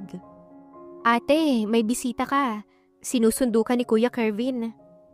Nakangiting lumapit si Zoe kay Belle na tila ba walang nangyari. Napalinga naman si Belle at hinanap ng mga mata ang asawa. Nakita niya itong nakatayo sa may pintuan at alanganing nakatingin sa kanya. Oh, Kervin, halika, pumasok ka. Agad itong nilapitan ng kanyang ina. Ipinakilala na rin si Jeko na nakipagkamay pa sa asawa. Total, nandito ka rin lang ay dito na kayo magpalipas ng gabi. Inanyayahan ko kasi itong si Belle. Okay lang ba, Kervin? Tanong ng ina ng kanyang asawa. Ngumiti ito at tumabi sa kanya. Wala pong problema. Dito na po kami matutulog. Tugon naman ni Kervin. Salamat naman. Si Jeko naman ay tumayo na. Magpapaalam na ho ko, tito o tita. Baka ma-traffic pa uwi. Babalik na lang po ako next time. Binalingan nito si Kervin na nakaupo. Kervin, ingatan mo tong kaibigan ko ha. Huwag mong sasaktan. Parang batang inihabili nito si Belle at tinapik sa balikat ang asawa niya. Bye, Belle. Sabi pa nito sa kanya. Salamat, Jeko. Mag-iingat ka. Tugon niya nang initian nito. Silang mag-ingat sa akin. Pabiro nito at tumawa. Inihati dito ng kapatid niyang si Zoe at naglolokohan pa ang dalawa habang palabas ng bahay. Nakahinga naman ng maluwag si Kervin nang umalis na ang lalaki at napag-alaman niyang kaibigan lamang ito ni Belle. Ang hindi niya makalimutan ang sinabi ni Zoe na mahal siya ni Belle. Tila ba kay sarap niyon sa kanyang pakiramdam at siguro nga'y kailangan niya nang hiwalayan si Ebony. Dahil tama ang nobya, hindi niya magagawang angkinin si Belle kung wala siyang nararamdaman para dito. Hindi mawala sa kanyang isipan ang ipinangakong pakakasalan nito pagdating ng araw. Pero maaaring hindi iyon ang rason, kundi sadyang nakaukit na si Belle sa puso niya. Kung bakit pa hinayaan niya itong masaktan. Pero hindi pa huli ang lahat. Maaaring awa na lang ang nararamdaman niya kay Ebony dahil umaasa ito sa kanya. Bakit ka nandito, Kervin? Tanong ni Belle sa asawa na nag-aalala matapos silang maghapunan. At heto, nasa kwarto na silang dalawa. Inaalala niya si Ebony. Tiyak na hahanapin ito ng babae. Dahil asawa mo ko. Walang anumang tugon ito. Pero Kervin, natatakot ka bang makasama ako sa iisang silid at maulit ang nangyari sa atin? Pilyong tanong nito at ngumiti sa kanya. Napaatras siya nang lumapit ito sa kanya. May naglalarong ngiti sa mga labi. Hindi kaya sinapian si Kervin? Hindi mo magagawa yun. Namimilog ang mga mata ni Belle nang wala na siyang maatrasan, lalo na't maliit lang naman ang kwarto niya. Bakit hindi, Belle? Asawa na kita. Itinukod nito ang dalawang braso sa kanyang tagiliran at idinikit ng bahagya ang katawan sa kanya. Anong ginagawa nito? Napatitig siya sa mga mata ng lalaki nang haplusin nito ang kabilang pisngi niya. Pero iniiwas niya ang muka at bahagya itong tinulak. Pero nagulat siya sa ginawa nito. Niyakap lang naman siya ng lalaki. Belle, I'm sorry kung nasaktan kita. Pangako, simula sa araw na to, hindi na kita sasaktan. Patawarin mo ko, Belle. Maramdamin itong saad habang yakap siya. Hindi man alam ni Belle kung anong nangyayari kay Kervin sa pagkakataong yun, ay may kung anong tuwa siyang naramdaman. Nangilid ang kanyang mga luha sa sinabi nito at napayakap na rin sa kanyang asawa. Matagal sila sa ganoong ayos bago kumawala at nagtatakang tinitigan nito. Wala kang dapat ipag-alala sa akin, Kervin. Kung tungkol sa inyo ni Ebony ang tinutukoy mo, ayos lang. Una pa man, nauunawaan ko na. Pahayag niya. Makikipaghiwalay na ako kay Ebony. Ayokong mawala kayo sa akin ng mga anak ko, Belle.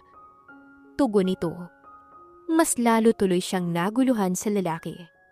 Tila ba may nagbabadyang hindi magandang mangyayari sa gagawin ng kanyang asawa. Tsak na hindi papayag si Ebony. Baka lalong magkagulo at suguri na naman siya nito.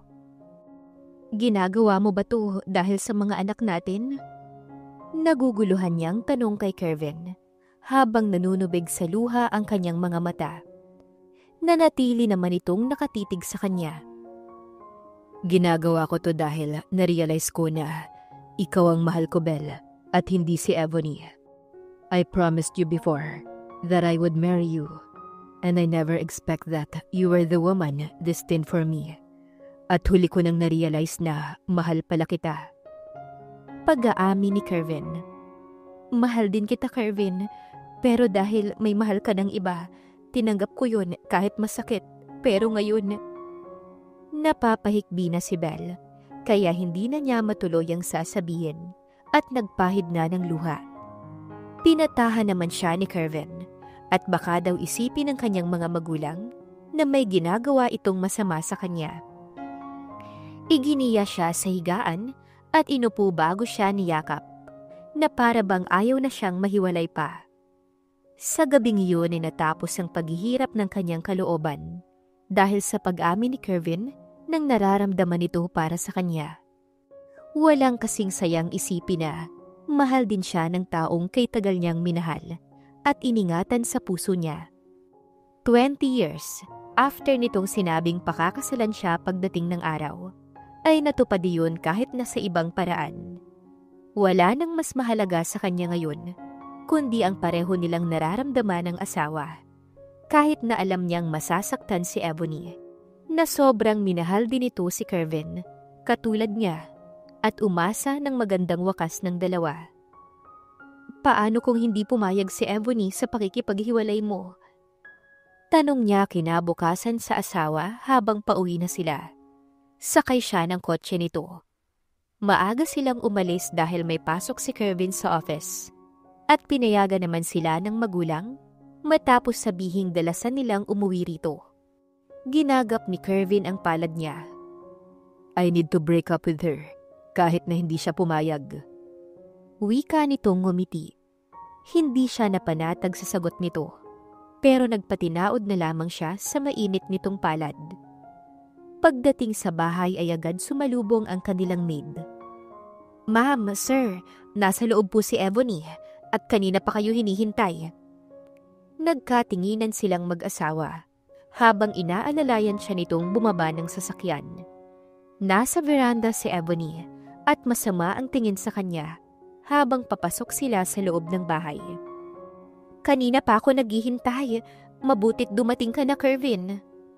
Walang anumang lumapit ang babae sa asawa niya at nangakmang hahalik sa lalaki ay pinigilan nito ni Kervin.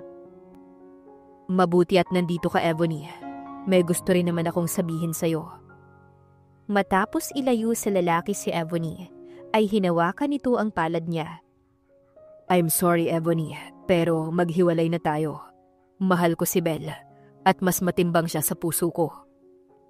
Natulala ang babae matapos marinig iyon, habang siya ay kinakabahan. Hindi mo pwedeng gawin to sa akin, Kervin.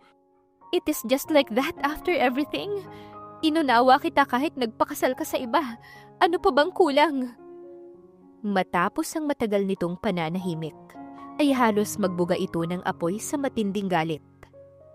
Kaya nga pinuputol ko na ang lahat sa atin dahil ayoko nang umasa ka pa. Ebony, tanggapin mo na lang. Magkakaanak na kami ni Belle. Kasal kami at mahal ko na siya. Hirap na paliwanag ni Kervin sa umiiyak na babae. No! Hysterical nitong sagot at nanlisik ang mga mata. Sa galit ay agad dinaluhong si Belle at sinabunutan. Mabilis na umawat si Kervin sa matinding pag-aalala para sa asawa. Tila ba nawala sa sarili si Ebony at mahigpit nitong hinawakan sa buhok si Belle na hindi makapanlaban sa dalaga. Ilang beses siya nitong binalya hanggang sa napaupo siya sa semento nang mawala ng panimbang. Nang magtangka itong susugurin siyang muli ni Ebony, ay mahigpit na itong hawak ni Kervin. Ebony, tama na. Umalis ka na. Nakapagdesisyon na ako. Si Belle ang pipiliin ko. Pagtataboy ni Kervin sa babae at pilit hinahatak palabas ng pinto. Ngunit desperada itong makawala sa mga kamay ng lalaki at nais na sugurin muli si Belle. Naguhumiyaw ito at ilang sampalang tumama sa mukha ni Kervin hanggang sa nailabas ito sa gate. Open this door, Kervin! I won't allow you to be happy with that bitch. I will make you suffer for deceiving me. I swear! Malakas na kalampag ng pinto ang sunod nitong ginawa habang sumisigaw. Pero hindi na niya iyon binigyan ng pansin dahil sumigaw ang maid nila. Sir, si Ma'am Belle! Dinudugo si Ma'am Belle! Tarantang sigaw ng kanilang maid, kaya napatakbo siyang lumapit dito. Namimilipit sa sakit ang asawa niya habang sapo ang tiyan. Kervin, ang baby natin, tulungan mo ko. Mahinang saad ni Belle habang nakangiwi. Inutusan niya si Merlita na buksan ang gate at agad isinakay ang asawa sa kotse upang isugod sa ospital. Pumasok pang muli ang nanggagalaiting si Ebony, pero hindi niya na iyon pinansin at mabilis na pinaharurot ang sinasakyang kotse patungong ospital. Pagdating ay wala nang malay ang asawa sa kanyang tabi at mas lalo pang lumakas ang pag-agos ng dugo mula sa asawa. Buhat-buhat niya ito papasok ng ospital habang sumisigaw ng tulong. Mabilis namang inatima ng mga doktor ang kanyang asawa at dinala sa emergency room. Naiwan siyang nanlalata at duguan. Ito na nga bang sinasabi ko sa iyo, Kervin? Broke up with her before you get married. But what did you do? You're not listening to me. Look what happened now. My grandchildren almost get lost. Galit ang kanyang ina nang sumugod sa ospital matapos niyang tawagan. 4 na oras nang nakakalipas simula nang dalhin niya sa ospital ang asawa. At ligtas na ang kanyang mga anak sa sinapupunan ni Belle. Salamat naman dahil naagapan. Bihis na rin siya na nakaupo sa tabi ng walang malay na si Belle. Hawak niya ang palad nito at tinahaplos ang pisngi. I'm sorry, Mom. Nakatungo niyang saad. Aminado siya sa kanyang pagkakamali. Tama naman ang kanyang ina. You shouldn't be asking me for forgiveness, but for Belle's parents. You put your wife's life in danger. Alam mo ba yun? Sabi nitong humugot ng buntong hininga. Mabilis niyang tinignan ng ina. Mom, please, wag mong sabihin to sa magulang ni Belle. Ayokong malayo siya sa akin. You better fix your relationship with Ebony first and put your wife in a place where she is safe. For the meantime, doon muna siya sa mansyon kung papayag siya. If not, pwede sa parents niya. Nag-aalala ko sa mga apo ko, Kervin, kaya dapat ay makinig ka sa akin, okay? Payo ng kanyang ina. Napabuntong hininga si Kervin. Walang tugo na binalingan ang wala pa ring malay na asawa. Tama ang mom niya. Kahit pa itago nila ang katotohanan, malalaman pa rin ng kanyang mga magulang ang tungkol sa panunugod ni Ebony kay Belle. Ang parents na rin ni Kervin ang nagdesisyon na isama siya sa mansyon, pero hindi pumayag ang kanyang mga magulang. Mas safe nga raw siya sa poder ng mga ito. Yun din naman ang nais ni Belle. Kaya pagkalabas ng ospital, ay iniuwi na siya ng kanyang parents. Bakit kailangan yung ilihim sa amin ang lahat ng to, Kervin? Nagtiwala ako sa iyong poprotektahan mo ang anak ko. Hindi galit ang kanyang ama, pero may diin ang boses nito. Itay, walang kasalanan si Kervin.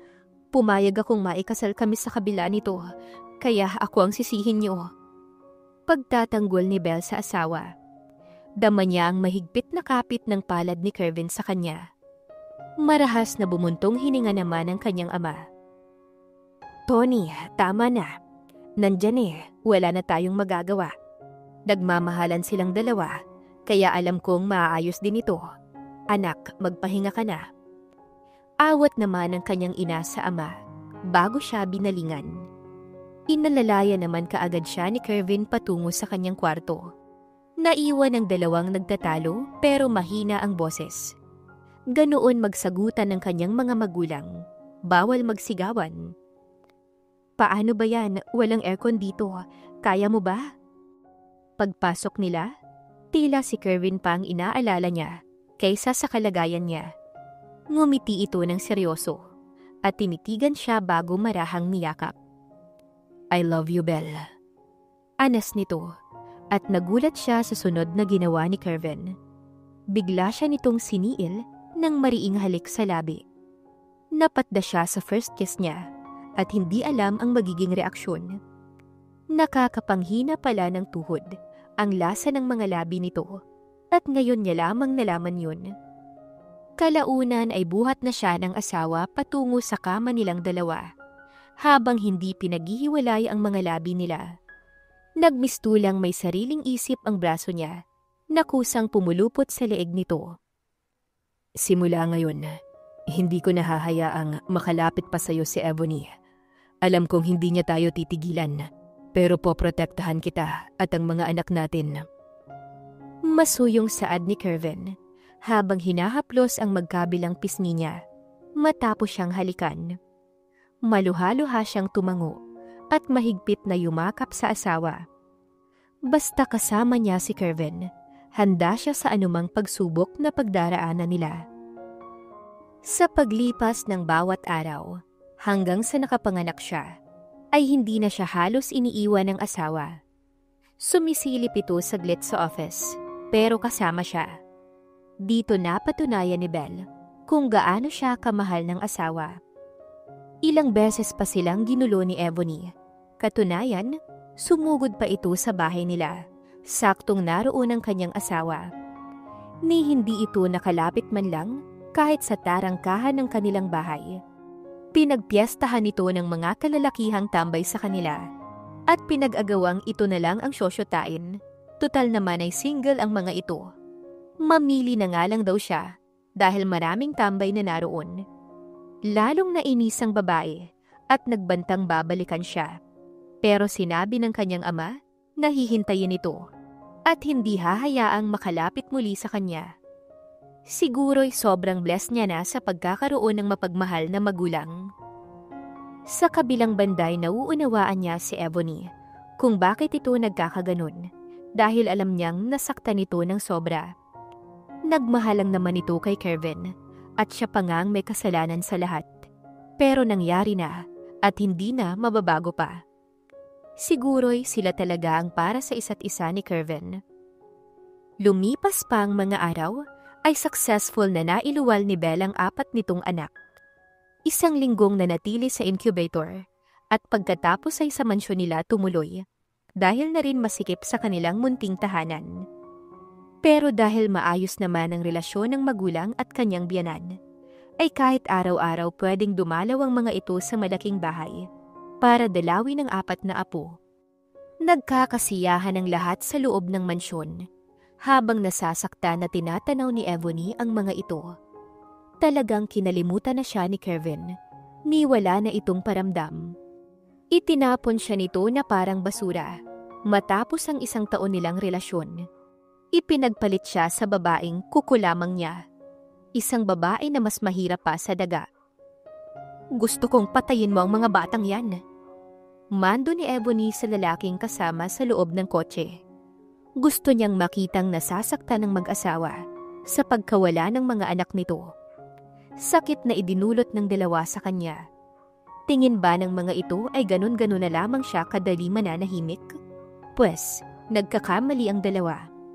Anak ang magbabayad ng kasalanan ng mga magulang sa kanya para mas masakit sa mga ito. Tinanggal ng matangkad na lalaki ang suot nitong shade at tumingin sa kanya. Mahal akong maningil, ma'am. Hindi basta-basta ang pinapagawa mo. Kaya kong magbayad kahit magkano. Basta patayin mo ang 4 na bata na yan. Naiintindihan mo? Inis na utos ni Ebony sa lalaki. Hinagod siya nito ng tingin. Sige, walang problema. Pero bayad muna bago serbisyo. Tugon ng lalaki. That's bullshit. Paano kung itakbo mo ang pera? Inis na napairap si Ebony. Kung wala kayong tiwala, okay lang. Pero ma'am, isipin nyo. Alam ko ang sekreto nyo. Sabi pa ng lalaki. Napamura si Ebony sa lalaking kausap niya. Kung alam niya lang na mukha itong pera, sana'y kumuha na lamang siya ng ibang gagawa. Siguraduhin mo lang na hindi ka papalpak. Sige, bukas na bukas ay pumunta ka sa office ko at magbabayad ako. Sabay bunot ng card at iniabot sa lalaki. Naroon ang address at ng kanyang telepono. Kinuha naman kaagad iyon ng lalaki bago siya tinignan. Saka minanduhan na paanda rin ng sasakyan. Walang kamalay-malay si Ebony na ang lalaking kasama niya ay si Jeko, na kaibigan ni Belle. Tiniktika na ito ni Jeko simula nang mapag-alaman niya na ang babaeng ito ang dahilan kung bakit halos makunan si Belle at hindi siya natutuwa rito. At ngayong napatunayan niyang may masama itong binabala kay Belle at sa mga anak nito, ay nagplano na rin siya kung paanong ilalayo si Ebony sa babaeng mahal niya. Pagsisisihan nito kung bakit nagawang saktan ni Ebony si Belle. Mananagot ito sa kanya. Kinabukasan nga'y maagang nagtungo si Jeko sa opisina ng dalaga upang kunin ang perang ibabayad ni Ebony. Naroon na ito sa office na tila inaabangan siya.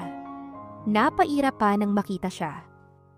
Pirmado na yan. Siguro naman masaya ka na. Halos ibato nito sa kanya ang tseke. Hindi niya yon pinansin, kahit na inaanyayahan siyang umupo ng dalaga. Hindi ako tumatanggap ng tseke, ma'am. Kasyang gusto ko. Saad ni Jeko. Iritable siya nitong tinignan na tila nauubos na ang pasensya sa kanya. Pero nakipagtigasan si Jeko ng titig sa dalaga. Okay, sumama ka sa akin sa bangko. Alam mo, nauubos na ang pasensya ko sa'yo. Tumayo ito at inayos ang ibabaw ng mesa. Nagbilin sa sekretarya bago sila umalis upang mag-cash out ito sa bangko. Ipinag-drive pa niya ang babae sa paroroonan nito. Kasado na ang plano ni Jeko. Ilalayo niya si Ebony at dadalhin sa probinsya at ang pera mismo nito ang gagamitin nila. Hindi niya pakakawala ng dalaga hanggat hindi nito nakakalimutan ang galit para sa mag-asawang Kervin at Belle. Paglabas nito ng bangko, bit-bit ni Ebony ang pera na nilagay nito sa harapan niya. Baka gusto mo pang bilangin. Mainit ang ulo nito. Talagang kahapon pa siya pinagtsatsagaan ng lalaki. Hindi na. Kinuha niya ang pera, saka dinala sa compartment ng kotse nito. Excuse me, huwag mong sabihin gagamitin mo ang kotse ko. Nag-iisip ka ba? Mag-commute ka. Inilahad nito ang kamay para kunin ang susi. Pero sa halip na ibigay ang hinihingi nito, ay naglabas siya ng spray na may pampatulog at inispray sa dalaga. Nang malanghapi yun, ay lumungay-ngay sa kanya ang katawan nito. Siya naman ay binuhat ang dalaga papasok sa kotse. At ngayon, malaya niya itong mailalayo kina Belle at Kervin. Samantala si Belle at Kervin ay naging tahimik na ang kanilang pagsasama. Simula nang makapanganak si Belle, ay hindi na siya muling sinugod pa ni Ebony. Maaring napagod na ito sa kakahabol sa asawa niya.